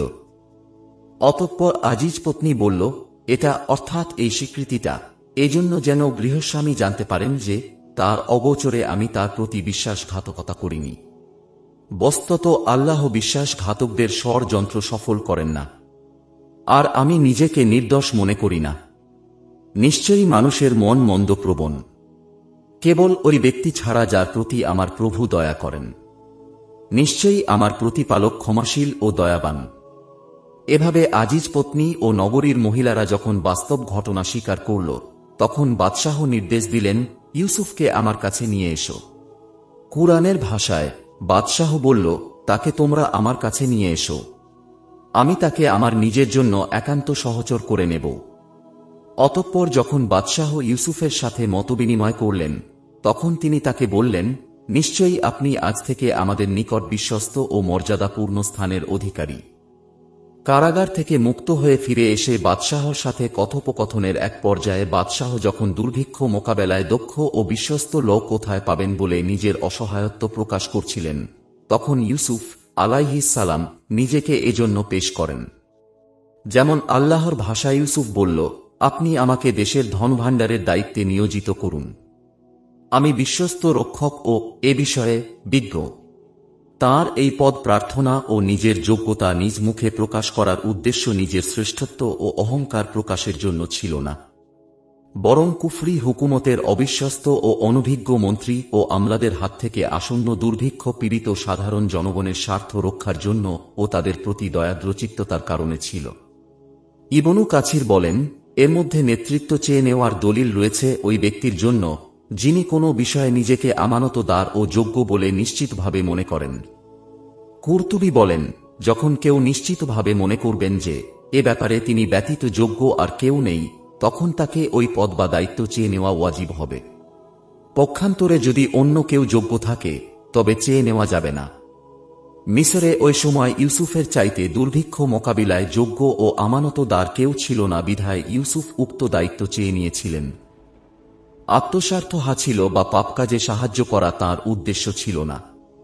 আহলে কিতাবগণের বর্ণনা মতে এই সময় বাদশাহ তাঁকে কেবল খাদ্য মন্ত্রণালয় নয়, বরং পুরা মিশরের শাসন ক্ষমতা অর্পণ করেন এবং বলেন, আমি আপনার চাইতে বড় নই, কেবল সিংহাসন ব্যতীত। ইবনু ইসহাকের বর্ণনা মতে এ সময় বাদশাহ তাঁর হাতে মুসলমান হন। এ কথাও বলা হয়েছে যে এই সময় আজিজে মিছর কিতফির মারা যান। ফলে ইউসুফকে উক্ত পদে বসানো হয় এবং তার বিধবা স্ত্রী জুলাইখাকে বাদশাহ ইউসুফের সাথে বিবাহ দেন। জ্ঞান ও যুক্তি এ কথা মেনে নিলেও কুরআন এ বিষয়ে কিছু বলেনি। যেমন রানী বিলকিসের মুসলমান হওয়া সম্পর্কে কুরআন স্পষ্টভাবে বলে দিয়েছে। যেহেতু কুরআন ও হাদিস এ বিষয়ে কিছু বলেনি, অতএব আমাদের চুপ থাকা উত্তম। আর আহলে কিতাবগণের বর্ণনা বিষয়ে রাসূলের দেওয়া মূলনীতি অনুসরণ করা উচিত যে তাওরাত ও ইনজিল বিষয়ে আমরা তাদের কথা সত্য বলবো না, মিথ্যাও বলবো না, বরং আমাদের নিকটে শেষ নবীর মাধ্যমে যে বিধান এসেছে কেবল তারই অনুসরণ করব। নবী হিসাবে সুলাইমান আলাইহিস সালাম এর যেমন উদ্দেশ্য ছিল বিলকিসের মুসলমান হওয়া ও তার রাজ্য থেকে শিরক উৎখাত হওয়া, অনুরূপভাবে নবী হিসাবে ইউসুফ আলাইহিস সালাম এরও উদ্দেশ্য থাকতে পারে বাদশাহর মুসলমান হওয়া এবং মিশর থেকে শিরক উৎখাত হওয়া ও সর্বত্র আল্লাহর বিধান প্রতিষ্ঠিত হওয়া। বাদশাহ যখন তার ভক্ত ও অনুরক্ত ছিলেন এবং নিজের বাদশাহী তাকে সোপর্দ করেছিলেন, তখন ধরে নেওয়া যায় যে তিনি শিরকি ধ্যানধারণা পরিত্যাগ করে তাওহীদের অনুসারী হয়েছিলেন এবং ইউসুফকে নবী হিসাবে স্বীকার করে তাঁর শরিয়াতের অনুসারী হয়ে বাকি জীবন কাটিয়েছিলেন। আল্লাহ সর্বাধিক অবগত। এভাবে আল্লাহর ইচ্ছায় ইউসুফ আলাইহিস সালাম মিশরের সর্বোচ্চ পদে সম্মানে বরিত হলেন এবং অন্ধকূপে হারিয়ে যাওয়া ইউসুফ পুনরায় দীপ্ত সূর্যের ন্যায় পৃথিবীতে বিকশিত হয়ে উঠলেন। আল্লাহ বলেন, এমনিভাবে আমরা ইউসুফকে সে দেশে প্রতিষ্ঠা দান করি, সে তথায় যেখানে ইচ্ছা স্থান করে নিতে পারত।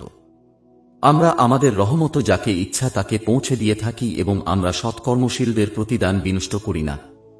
উপরোক্ত আয়াতে স্পষ্ট ইঙ্গিত রয়েছে ইউসুফের সর্বোচ্চ ক্ষমতার অধিকারী হওয়ার এবং মিশরের সর্বত্র বিধান জারি করার। ইবনু কাছির বলেন, এই সময় তিনি দ্বীনী ও দুনিয়াবী উভয় ক্ষমতার অধিকারী ছিলেন। সুদ্দি ইবনু ইসহাক ও ইবনু কাছির প্রমুখ বিদ্বানগণ ইসরায়েলি রেওয়াতসমূহের ভিত্তিতে যে বিবরণ দিয়েছেন তার সার কথা এই যে ইউসুফ আলাইহিস সালাম এর হাতে মিশরের শাসনভার অর্পিত হওয়ার পর স্বপ্নের ব্যাখ্যা অনুযায়ী প্রথম 7 বছর সমগ্র দেশে ব্যাপক ফসল উৎপন্ন হয়। ইউসুফ আলাইহিস সালাম এর নির্দেশক্রমে উদ্বৃত্ত ফসলের বৃহদাংশ সঞ্চিত রাখা হয়। এতে বোঝা যায় যে আধুনিক কালের এলএসটি সিএসটি খাদ্য গুদামের অভিযাত্রা বিগত দিনে ইউসুফ আলাইহিস সালাম এর মাধ্যমেই শুরু হয়েছিল। এরপর স্বপ্নের দ্বিতীয় অংশের বাস্তবতা শুরু হয় এবং দেশে ব্যাপক দুর্ভিক্ষ দেখা দেয়। তিনি জানতেন যে এ দুর্ভিক্ষ 7 বছর স্থায়ী হবে এবং আশপাশের রাজ্যসমূহে বিস্তৃত হবে। তাই সংরক্ষিত খাদ্যশস্য খুব সতর্কতার সাথে ব্যয় করা শুরু করলেন। তিনি ফ্রি বিতরণ না করে স্বল্পমূল্যে খাদ্য বিতরণের সিদ্ধান্ত নেন। সেই সাথে মাথাপ্রতি খাদ্য বিতরণের একটা নির্দিষ্ট পরিমাণ নির্ধারণ করে দেন। তার আগাম হুঁশিয়ারি মোতাবেক মিশরীয় জনগণের অধিকাংশের বাড়িতে সঞ্চিত খাদ্যশস্য মজুদ ছিল। ফলে পার্শ্ববর্তী দুর্ভিক্ষপীড়িত রাজ্যসমূহ থেকে দলে দলে লোকেরা মিশরে আসতে শুরু করে।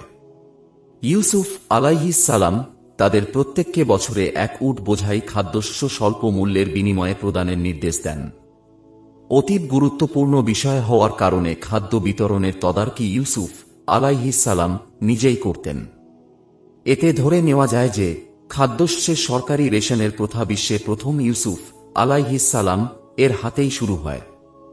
মিশরের দুর্ভিক্ষ সে দেশের সীমানা পেরিয়ে পার্শ্ববর্তী দূরদূরান্ত এলাকাসমূহে বিস্তৃত হয়। ইব্রাহিম, ইসহাক ও ইয়াকুবের আবাসভূমি কেনানও দুর্ভিক্ষের করালগ্রাসে পতিত হয়। ফলে ইয়াকুবের পরিবারেও অনটন দেখা দেয়। এ সময় ইয়াকুব আলাইহিস সালাম এর কানে এ খবর পৌঁছে যায় যে মিশরের নতুন বাদশাহ অত্যন্ত সৎ ও দয়ালু। তিনি স্বল্প মূল্যে এক উট পরিমাণ খাদ্যশস্য অভাবী ব্যক্তিদের মধ্যে বিতরণ করছেন। এ খবর শুনে তিনি পুত্রদের বললেন, তোমরাও মিশরে গিয়ে খাদ্যশস্য নিয়ে এসো। সে মতে 10 ভাই 10টি উট নিয়ে রওনা হয়ে গেল।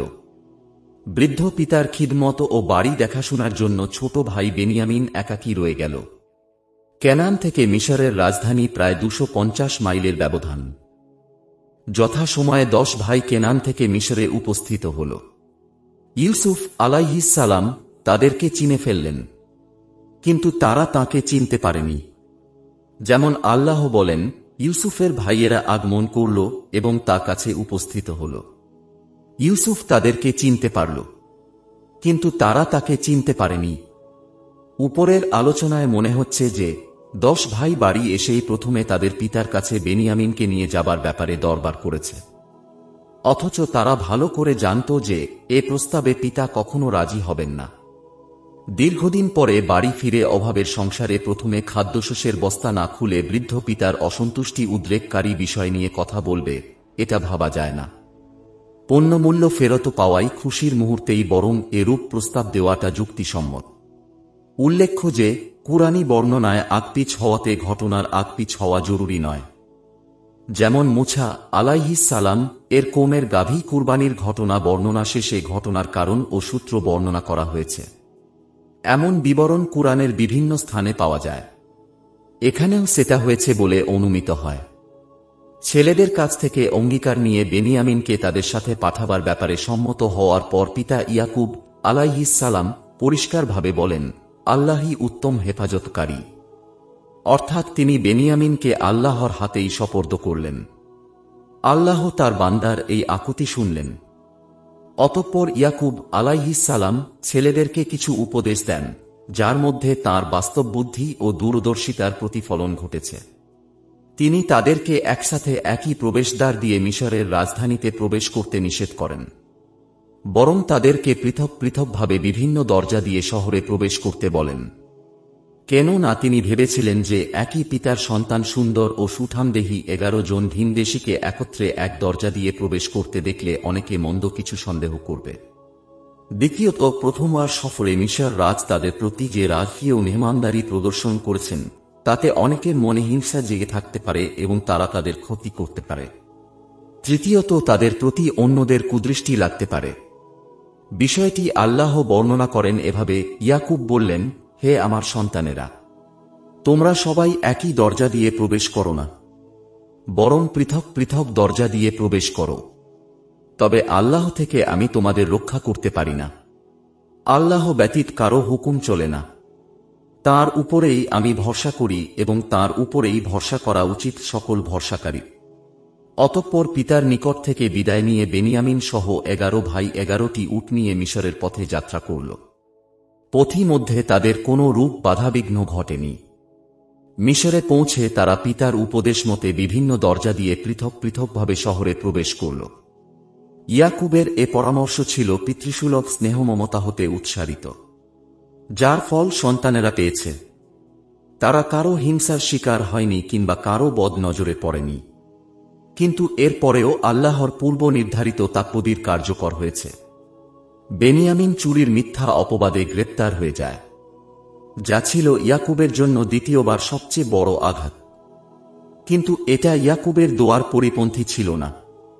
কেননা তিনি বলেছিলেন, আল্লাহ থেকে আমি তোমাদের রক্ষা করতে পারি না, আল্লাহ ব্যতীত কারো হুকুম চলে না।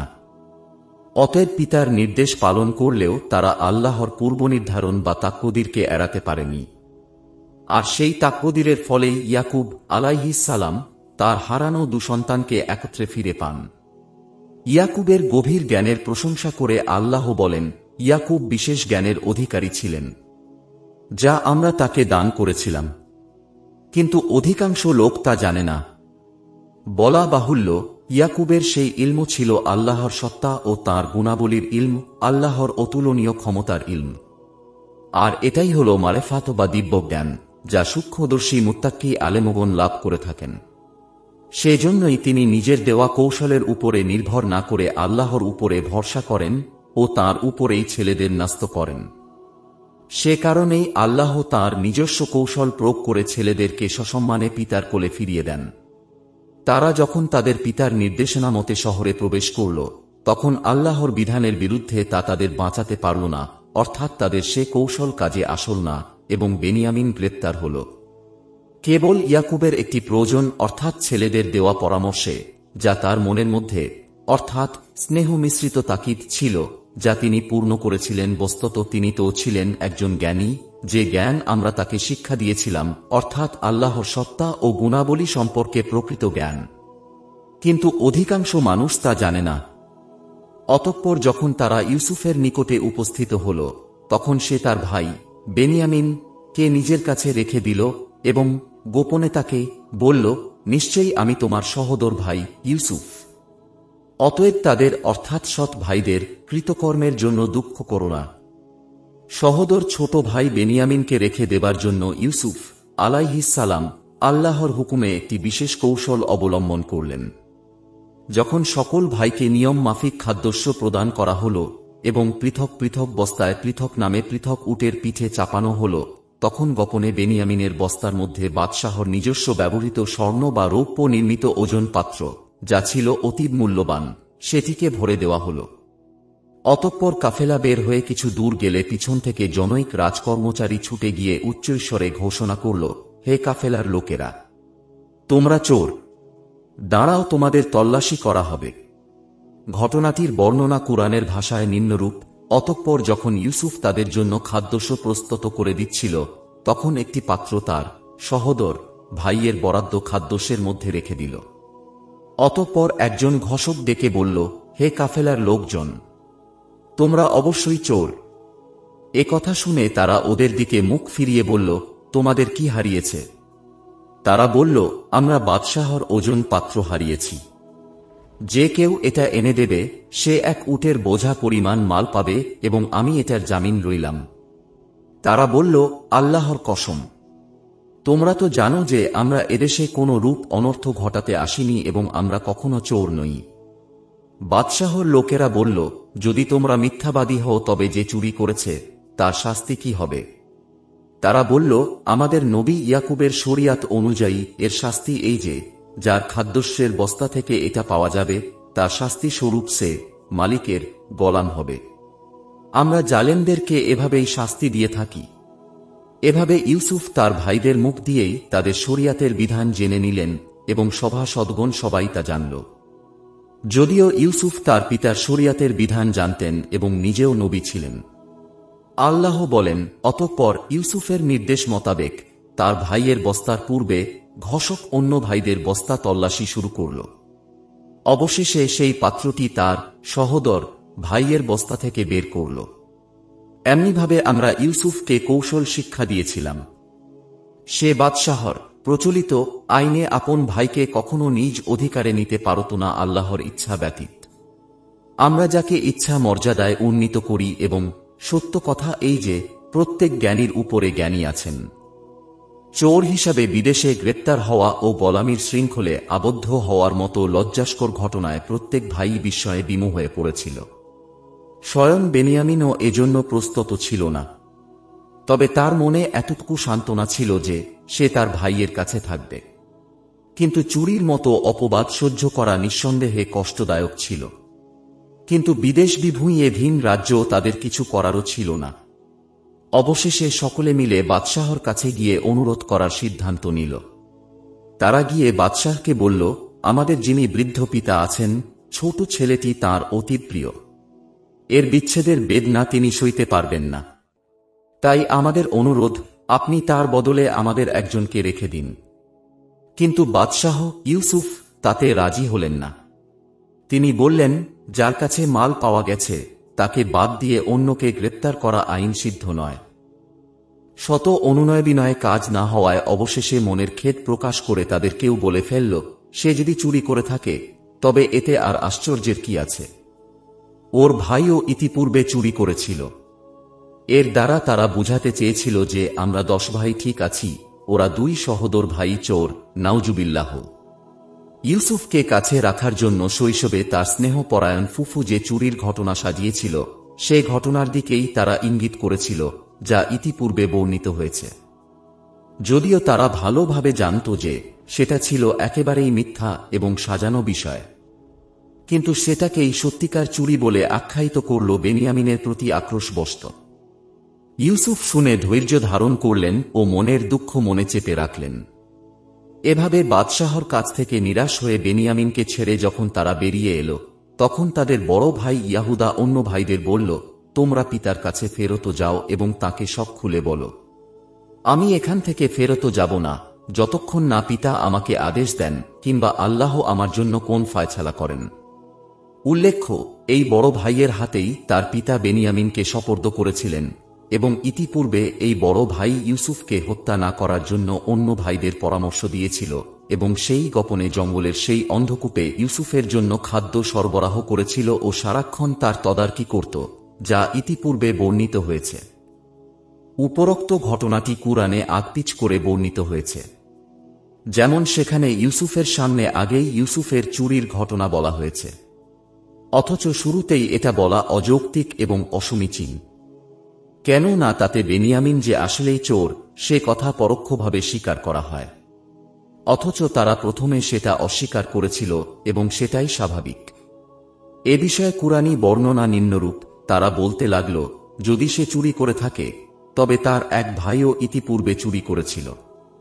তখন ইউসুফ প্রকৃত ব্যাপার নিজের মনের মধ্যে রাখল, তাদেরকে প্রকাশ করল না। মনে মনে বললেন, তোমরা লোক হিসাবে খুবই মন্দ এবং আল্লাহ সে বিষয়ে ভালোভাবে জ্ঞাত যা তোমরা বলছ। তারা বলতে লাগল, হে আজিজ অর্থাৎ ইউসুফ, তার পিতা আছেন অতিশয় বৃদ্ধ, অতএব আপনি আমাদের একজনকে তার বদলে রেখে দিন। আমরা আপনাকে অনুগ্রহশীলদের মধ্যকার একজন বলে দেখতে পাচ্ছি। সে বলল, যার কাছে আমরা আমাদের মাল পেয়েছি তাকে ছেড়ে অন্যকে গ্রেপ্তার করা থেকে আল্লাহ আমাদের রক্ষা করুন। এমনটি করলে তো আমরা নিশ্চিতভাবে জুলুমকারী হয়ে যাব। অতঃপর তারা যখন বাদশাহর কাছ থেকে নিরাশ হয়ে গেল, তখন পরামর্শের জন্য সকলে একান্তে বসল। এ বিষয়ে আল্লাহ বলেন, অতঃপর যখন তারা তার বাদশাহর কাছ থেকে নিরাশ হয়ে গেল, তখন তারা একান্তে পরামর্শে বসল। তখন তাদের বড় ভাই বলল, তোমরা কি জানো না যে পিতা তোমাদের কাছ থেকে আল্লাহর নামে অঙ্গীকার নিয়েছেন এবং ইতিপূর্বে ইউসুফের ব্যাপারেও তোমরা অন্যায় করেছ। অতএব আমি কিছুতেই এদেশ ত্যাগ করব না যে পর্যন্ত না পিতা আমাকে আদেশ দেন অথবা আল্লাহ আমার কোনো ফায়সালা করেন। তিনিই সর্বোত্তম ফায়সালাকারী। তোমরা তোমাদের পিতার কাছে ফিরে যাও এবং বলো, হে পিতা, আপনার ছেলে চুরি করেছে।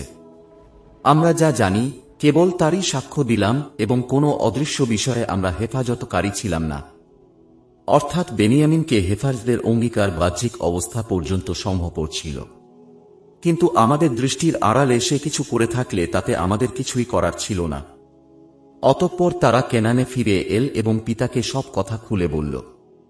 কেনানে ফিরে এসে পিতার নিকটে তারা বেনিয়ামিনকে রেখে আসার কারণ ব্যাখ্যা করে এবং সেই সাথে তারা নিজেদের কথার সত্যতা প্রমাণের জন্য মিসর প্রত্যাগত অন্যান্য কেনানি কাফেলাকে সাক্ষী মানল এবং পিতাকে বলল, হে পিতা, আপনি জিজ্ঞেস করুন ওই জনপদের লোকদের যেখানে আমরা ছিলাম এবং জিজ্ঞেস করুন ওইসব কাফেলাকে যাদের সাথে আমরা এসেছি। আমরা নিশ্চিতভাবেই আপনাকে সত্য ঘটনা বলছি। কিন্তু ক্ষুব্ধ ও ব্যথিত পিতা তাদের কথায় কর্ণপাত না করে বললেন, বরং তোমরা মনগড়া একটা কথা নিয়েই এসেছ। এখন ধৈর্য ধারণই উত্তম। সম্ভবত আল্লাহ তাদের সবাইকে, ইউসুফ ও বেনিয়ামিনকে একসঙ্গে আমার কাছে নিয়ে আসবেন। তিনি বিজ্ঞ ও প্রজ্ঞাময়। অতঃপর তিনি তাদের দিক থেকে মুখ ফিরিয়ে নিলেন এবং বললেন, হায় আফসোস ইউসুফের জন্য। আল্লাহ বলেন, এভাবে দুঃখে তাঁর চক্ষুদ্বয় সাদা হয়ে গেল এবং অসহনীয় মনস্তাপে তিনি ছিলেন ক্লিষ্ট।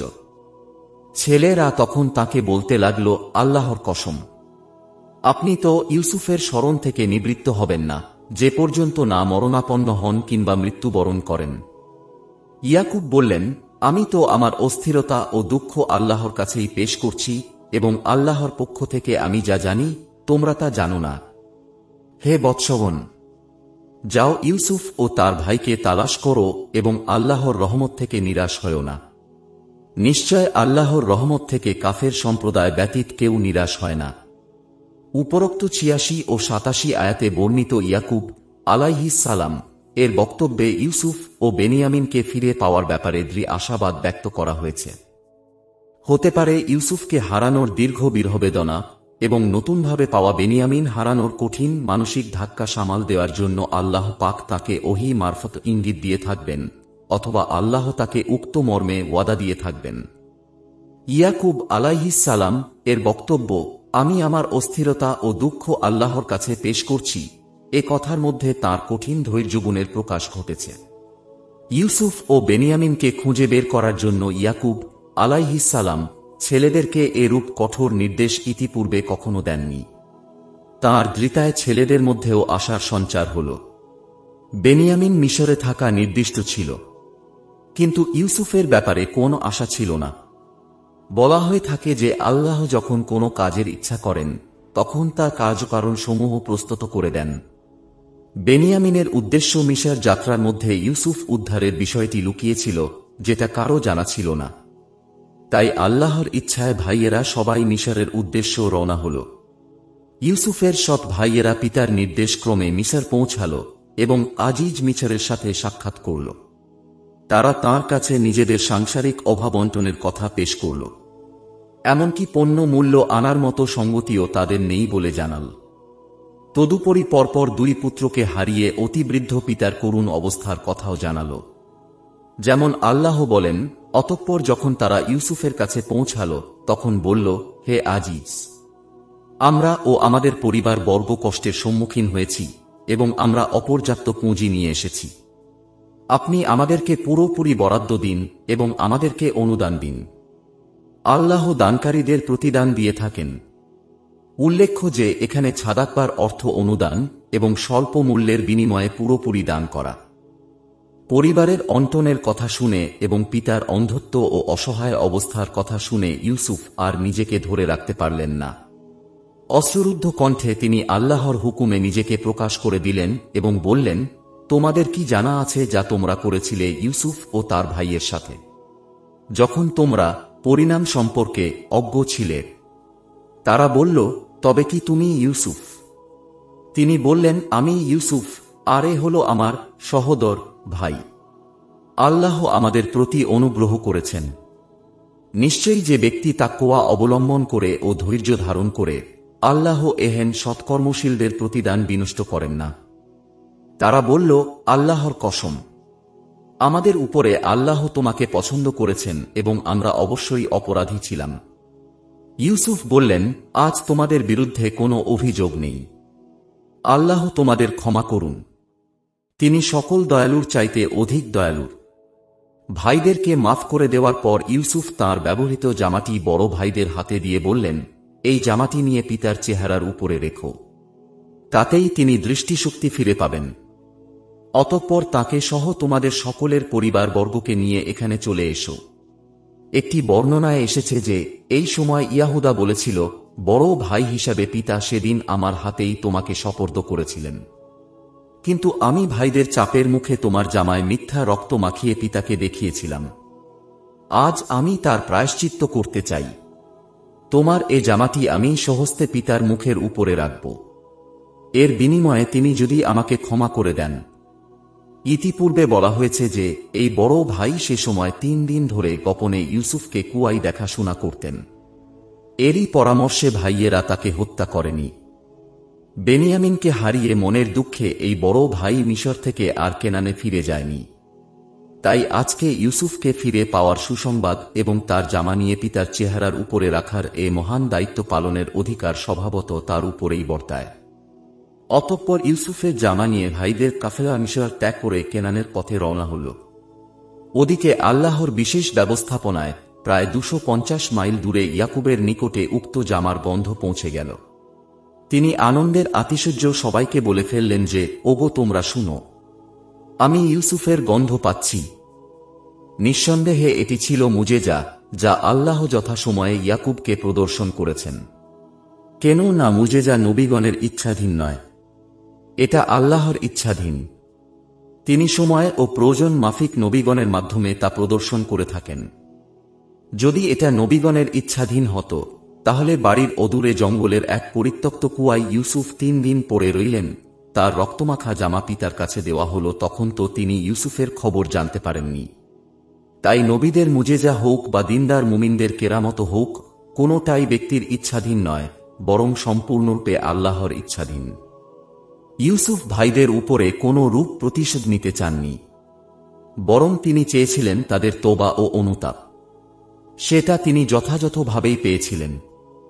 কেননা এই 10 ভাইও নবীপুত্র এবং তাদেরই একজন লাভী এর বংশের অধস্তন চতুর্থ পুরুষ হয়ে জন্ম নেন অন্যতম যুগশ্রেষ্ঠ নবী ও রাসূল হযরত মূসা আলাইহিস সালাম। বস্তুত ইয়াকুব আলাইহিস সালাম এর উক্ত 12 জন পুত্রের বংশধারা হিসাবে বনু ইসরাইলের 12টি গোত্র সৃষ্টি হয় এবং তাদের থেকেই যুগে যুগে জন্মগ্রহণ করেন লক্ষাধিক নবী ও রাসূল, যাদের মধ্যে ছিলেন দাউদ ও সুলাইমানের মতো শক্তিধর রাষ্ট্রনায়ক, রাসূল ও নবী, এবং বনু ইসরাইলের সর্বশেষ রাসূল হযরত ঈসা আলাইহিস সালাম। অতএব বৈমাত্রে হিংসায় পদস্খলিত হলেও নবী রক্তের অন্যান্য গুণাবলী তাদের মধ্যে বিদ্যমান ছিল। ইউসুফ আলাইহিস সালাম তাই তাদেরকে ক্ষমা করে দিয়ে নিঃসন্দেহে বিরাট মহত্ব ও দূরদর্শিতার পরিচয় দিয়েছিলেন। পরবর্তীকালে অর্থাৎ এই ঘটনার প্রায় 2500 বছর পরে বনু ইসমাইলের একমাত্র ও সর্বশ্রেষ্ঠ এবং সর্বশেষ নবী বিশ্ব নবী মুহাম্মাদুর রাসূলুল্লাহ সাল্লাল্লাহু আলাইহি ওয়াসাল্লাম 8 হিজরিতে মক্কা বিজয়ের দিন তাঁর জানি দুশমন মক্কার কাফেরদের প্রতি সাধারণ ক্ষমা ঘোষণা করেন। তিনিও সেদিন ইউসুফের ন্যায় একই ভাষায় বলেছিলেন, তোমাদের প্রতি আজ কোনো অভিযোগ নেই, যাও, তোমরা মুক্ত। শুধু তাই নয়, কাফের নেতা আবু সুফিয়ানের গৃহে যে ব্যক্তি আশ্রয় নিবে তাকেও তিনি ক্ষমা ঘোষণা করে বলেন, যে ব্যক্তি আবু সুফিয়ানের বাড়িতে আশ্রয় নিবে সে নিরাপদ থাকবে। তাতে ফল হয়েছিল এই যে, যারা ছিল এতদিন তাঁর রক্ত পিয়াসী তারাই হল এখন তাঁর দেহরক্ষী।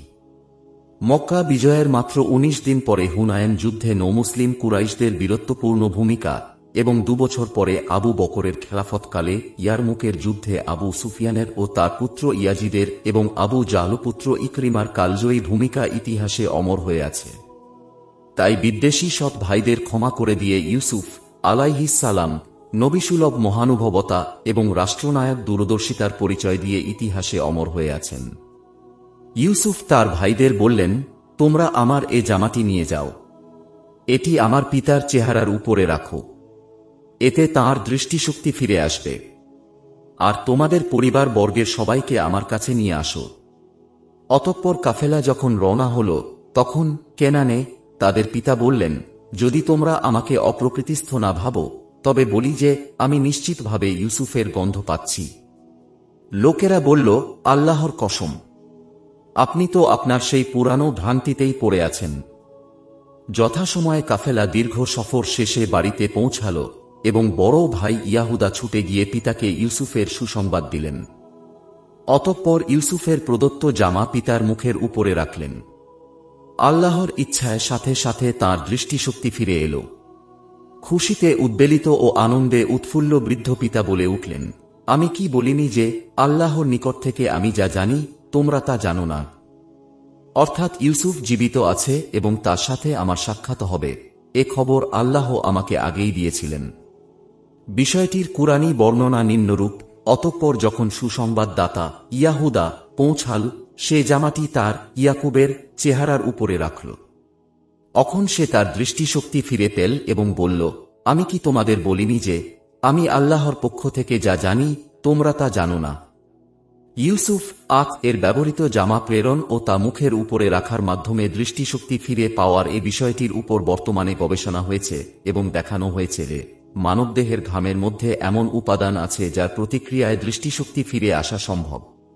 উক্ত গবেষণার মূল সূত্র ছিল ইউসুফ আলাইহিস সালাম এর ব্যবহৃত জামা মুখের উপরে রাখার মাধ্যমে ইয়াকুব আলাইহিস সালাম এর দৃষ্টিশক্তি ফিরে পাওয়ার কুরআনী বর্ণনা। প্রকৃত ঘটনা সবার নিকটে পরিষ্কার হয়ে গেলে লজ্জিত ও অনুতপ্ত বিমাতা ভাইয়েরা সবাই এসে পিতার কাছে করজোড়ে ক্ষমা প্রার্থনা করল এবং আল্লাহর নিকটে তাদের জন্য ক্ষমা প্রার্থনা করার অনুরোধ করল। যেমন আল্লাহ বলেন, তারা বলল, হে আমাদের পিতা, আমাদের অপরাধ মার্জনার জন্য আল্লাহর নিকটে ক্ষমা প্রার্থনা করুন। নিশ্চয়ই আমরা গুনাহগার ছিলাম। পিতা বললেন, সত্বর আমি আমার পালনকর্তার নিকটে তোমাদের জন্য ক্ষমা চাইব। নিশ্চয়ই তিনি ক্ষমাশীল ও দয়াবান। 93 আয়াতে বলা হয়েছে যে ইউসুফ তার ভাইদেরকে তাদের পরিবারবর্গসহ মিশরে আসতে বলেছিলেন। মিশরে তাদের এই যাওয়াটাই ছিল কেনান থেকে স্থায়ীভাবে তাদের মিশরে হিজরত। আরবের ইহুদিরা রাসূলুল্লাহ সাল্লাল্লাহু আলাইহি ওয়াসাল্লাম কে প্রশ্ন করেছিল, ইয়াকুব পরিবারের মিশরে হিজরতের কারণ কি? তার জবাব এটাই যে ইউসুফের আহ্বানে ইয়াকুব পরিবার স্থায়ীভাবে মিশরে হিজরত করেছিল এবং প্রায় 400 বছর পরে সেখানে মুসা আলাইহিস সালাম এর আবির্ভাবকালে তাদের সংখ্যা ছিল মিশরের মোট জনসংখ্যার 10-20% মতো। মিশর থেকে ভাইদের কেনানে ফেরত পাঠানোর সময় কোনো বর্ণনা মোতাবেক ইউসুফ আলাইহিস সালাম 200 উট বোঝাই খাদ্যশস্য ও মালামাল উপঢৌকন স্বরূপ পাঠিয়েছিলেন, যাতে তারা যাবতীয় দায়দেনা চুকিয়ে ভালোভাবে প্রস্তুতি নিয়ে মিশরে স্থায়ীভাবে ফিরে আসতে পারে। ইয়াকুব পরিবার সেভাবেই প্রস্তুতি নিলেন। অতঃপর গোটা পরিবার বিরাট কাফেলা নিয়ে কেনান ছেড়ে মিশর অভিমুখে রওনা হলেন। এই সময় তাদের সংখ্যা নারী পুরুষ সব মিলে 70 জন অথবা তার অধিক ছিল বলে বিভিন্ন রেওয়াতে বর্ণিত হয়েছে। অপরদিকে মিশর পৌঁছার সময় নিকটবর্তী হলে ইউসুফ আলাইহিস সালাম ও নগরীর গণ্যমান্য ব্যক্তিবর্গ তাদের অভ্যর্থনার জন্য বিশাল আয়োজন করেন।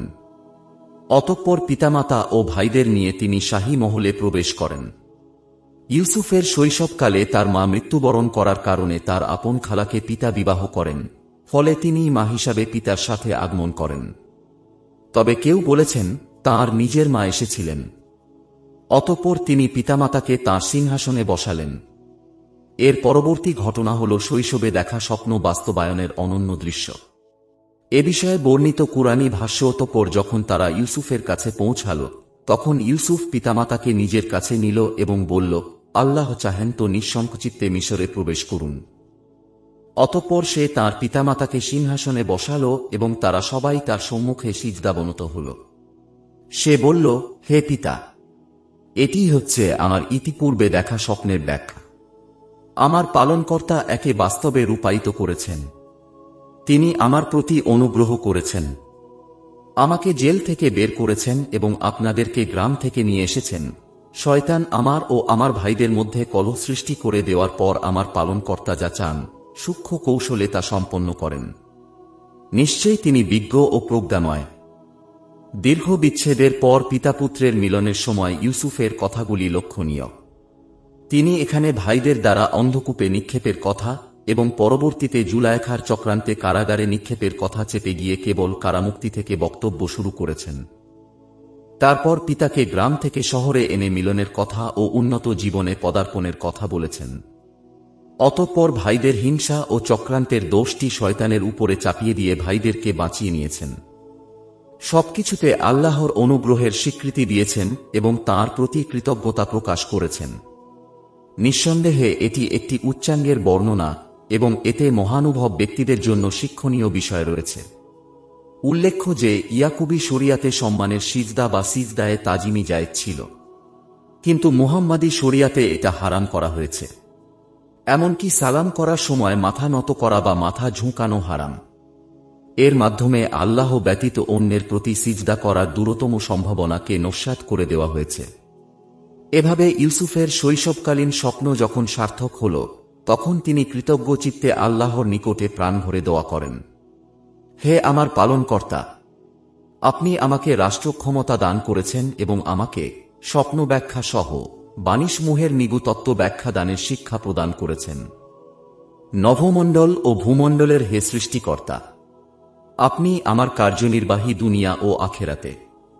আপনি আমাকে মুসলিম হিসাবে মৃত্যু দান করুন এবং আমাকে সৎকর্মশীলদের সাথে মিলিত করুন। ইউসুফের উক্ত দোয়ার মধ্যে যুগে যুগে সকল আল্লাহ ভীরু মজলুমের হৃদয়ে উৎসারিত প্রার্থনা ফুটে বেরিয়েছে। সকল অবস্থায় আল্লাহর উপরে ভরসাকারী ও সমর্পিত চিত্ত ব্যক্তির জন্য ইউসুফ আলাইহিসসালাম এর জীবনী নিঃসন্দেহে একটি অনন্য সাধারণ প্রেরণাদায়ক দৃষ্টান্ত। সূরা আলা নামের ৮৩ হতে ৮৬ আয়াতে আল্লাহ পাক একই স্থানে পরপর ১৮ জন নবীর নাম উল্লেখপূর্বক তাদের প্রশংসা করে বলেন, আমি তাদের প্রত্যেককে সুপথ প্রদর্শন করেছি, সৎকর্মশীল হিসাবে তাদের প্রতিদান দিয়েছি এবং তাদের প্রত্যেককে আমরা সারা বিশ্বের উপরে শ্রেষ্ঠত্ব দান করেছি। তারা প্রত্যেকে ছিল পুণ্যবানদের অন্তর্ভুক্ত। বস্তুত ওই ১৮ জন প্রশংসিত নবীর মধ্যে হযরত ইউসুফও রয়েছেন। ইউসুফকে আল্লাহ সম্ভবত সহিফা সমূহ প্রদান করেছিলেন, যেমন ইতিপূর্বে ইব্রাহিম আলাইহিসসালাম কে প্রদান করা হয়েছিল। আল্লাহ তাকে নবুয়ত ও হুকুমত উভয় মর্যাদায় ভূষিত করেছিলেন। মানুষ তাঁর প্রশংসায় পঞ্চমুখ থাকলেও মিশরবাসী সকলে তাঁর দিন কবুল করেনি। উক্ত প্রসঙ্গে আল্লাহ ইউসুফের প্রশংসা করেন এবং মানুষের সন্দেহবাদের নিন্দা করে বলেন, ইতিপূর্বে তোমাদের কাছে ইউসুফ সুস্পষ্ট প্রমাণাদিসহ আগমন করেছিল, অতঃপর তোমরা তার আনিত বিষয়ে সর্বদা সন্দেহ পোষণ করতে থাকো। অবশেষে যখন সে মারা গেল, তখন তোমরা বললে, আল্লাহ ইউসুফের পরে কখনো আর কাউকে রাসূল রূপে পাঠাবেন না। অথচ রিসালাতের ধারা অব্যাহত ছিল। আল্লাহ এমনিভাবে সীমালঙ্ঘনকারী ও সন্দেহবাদীদের পথভ্রষ্ট করে থাকেন। ৩ থেকে ১০১ পর্যন্ত ৯৯টি আয়াতে ইউসুফের কাহিনী বিস্তৃতভাবে বর্ণনা করার পর আল্লাহ পাক শেষ নবী মুহাম্মদ সাল্লাল্লাহু আলাইহি ওয়াসাল্লামকে সম্বোধন করে বলেন, এগুলি হল গায়েবী খবর যা আমরা তোমার কাছে প্রত্যাদেশ করলাম। তুমি তাদের নিকটে অর্থাৎ ইউসুফ ভ্রাতাদের নিকটে ছিলে না যখন তারা তাদের পরিকল্পনা করেছিল এবং ষড়যন্ত্র করছিল। এর দ্বারা আল্লাহ এ কথা বুঝাতে চেয়েছেন যে প্রায় ২৫০০ বছর পূর্বে ঘটে যাওয়া ইউসুফ ও ইয়াকুব পরিবারের এই অলৌকিক ঘটনা ও অশ্রুতপূর্ব কাহিনী সবিস্তারে ও সঠিকভাবে বর্ণনা করা নবুয়তে মুহাম্মাদীর এক অকাট্য দলিল। কুরআন অবতরণের পূর্বে এ ঘটনা মক্কাবাসী মোটেই জানত না। যেমন আল্লাহ অন্যত্র বলেন, ইতিপূর্বে নবীদের এ সকল ঘটনা না তুমি জানতে, না তোমার স্বজাতি জানত। ইমাম বাগাভী রহমতুল্লাহ বলেন, মদিনা থেকে প্রেরিত ইহুদি প্রতিনিধি এবং কুরাইশ নেতারা একত্রিতভাবে রাসূলকে ইউসুফ ও ইয়াকুব পরিবারের ঘটনাবলী সম্পর্কে জিজ্ঞেস করেছিল। তাদের প্রশ্নের জবাবে ওহীর মাধ্যমে প্রাপ্ত উপরোক্ত ঘটনাবলী সুন্দরভাবে বলে দেওয়া সত্ত্বেও এবং তা তাওরাতের অনুকূলে হওয়া সত্ত্বেও যখন তারা অবিশ্বাস ও কুফরিতে অটল রইল, তখন রাসূলুল্লাহ সাল্লাল্লাহু আলাইহি ওয়াসাল্লাম অন্তরে দারুণ আঘাত পেলেন। এ সময় আল্লাহ তাকে সান্ত্বনা দিয়ে পরবর্তী আয়াত নাজিল করে বলেন, তুমি যতই আকাঙ্ক্ষা করো, অধিকাংশ লোক বিশ্বাস স্থাপনকারী নয়। অর্থাৎ নবী হিসাবে একমাত্র কাজ হল প্রচার করা ও সাধ্যমতো সংশোধনের চেষ্টা করা। চেষ্টাকে সফল করার দায়িত্ব বা ক্ষমতা কোনোটাই নবীর এখতিয়ারধীন নয়। কাজেই লোকদের অবিশ্বাস বা অস্বীকারে দুঃখ করার কিছুই নেই। যেমন আল্লাহ অন্যত্র বলেন, তারা যা বলে আমরা তা সম্যক অবগত আছি। তুমি তাদের উপরে জবরদস্তিকারী নও। অতএব যে আমার শাস্তিকে ভয় করে তাকে কুরআনের মাধ্যমে উপদেশ দাও। ইয়াকুব আলাইহিসসালাম মিশরে ১৭ বছর বসবাস করার পর ১৪৭ বছর বয়সে সেখানে মৃত্যুবরণ করেন এবং ওসিয়ত অনুযায়ী তাকে কেনানে পিতা ইসহাক ও দাদা ইব্রাহিম আলাইহিসসালাম এর কবরের পাশে সমাহিত করা হয়। ইউসুফ আলাইহিসসালাম ১২০ বছর বয়সে মিশরে ইন্তেকাল করেন। তিনিও কেনানে সমাধিস্থ হওয়ার জন্য ওসিয়ত করে যান। তাঁর ২ ছেলে ছিল ইফরাইম ও মানশা। কেনানের উক্ত স্থানটি এখন ফিলিস্তিনের হেবরন এলাকায় আল খলিল নামে পরিচিত। আল্লাহ বলেন, নিশ্চয়ই নবীগণের কাহিনীতে জ্ঞানীদের জন্য শিক্ষণীয় বিষয়সমূহ রয়েছে। ঐতিহাসিকগণের মধ্যে এরূপ মতো পার্থক্য থাকাটা স্বাভাবিক। এক্ষেত্রে আমাদের বক্তব্য এই যে, কুরআন ও সহিহ হাদিসের বাইরে সকল বক্তব্যের উৎস হল ইসরাইলি বর্ণনাসমূহ। সেখানে বক্তব্য ভিন্ন, তার কারণেই মুসলিম ঐতিহাসিকদের বক্তব্য ভিন্নতা এসেছে। এই সঙ্গে এটাও জানা আবশ্যক যে ইহুদিরা ছিল আল্লাহর আয়াতসমূহকে অস্বীকারী, অন্যায়ভাবে নবীগণকে হত্যাকারী, আল্লাহর কিতাবসমূহকে বিকৃতকারী ও তার মাধ্যমে দুনিয়া উপার্জনকারী এবং নবীগণের চরিত্র হননকারী। বিশেষ করে ইউসুফ, দাউদ, সুলাইমান, ঈসা ও তার মায়ের উপরে যে ধরনের জঘন্য অপবাদসমূহ তারা রটনা করেছে, ইতিহাসে তার তুলনা বিরল।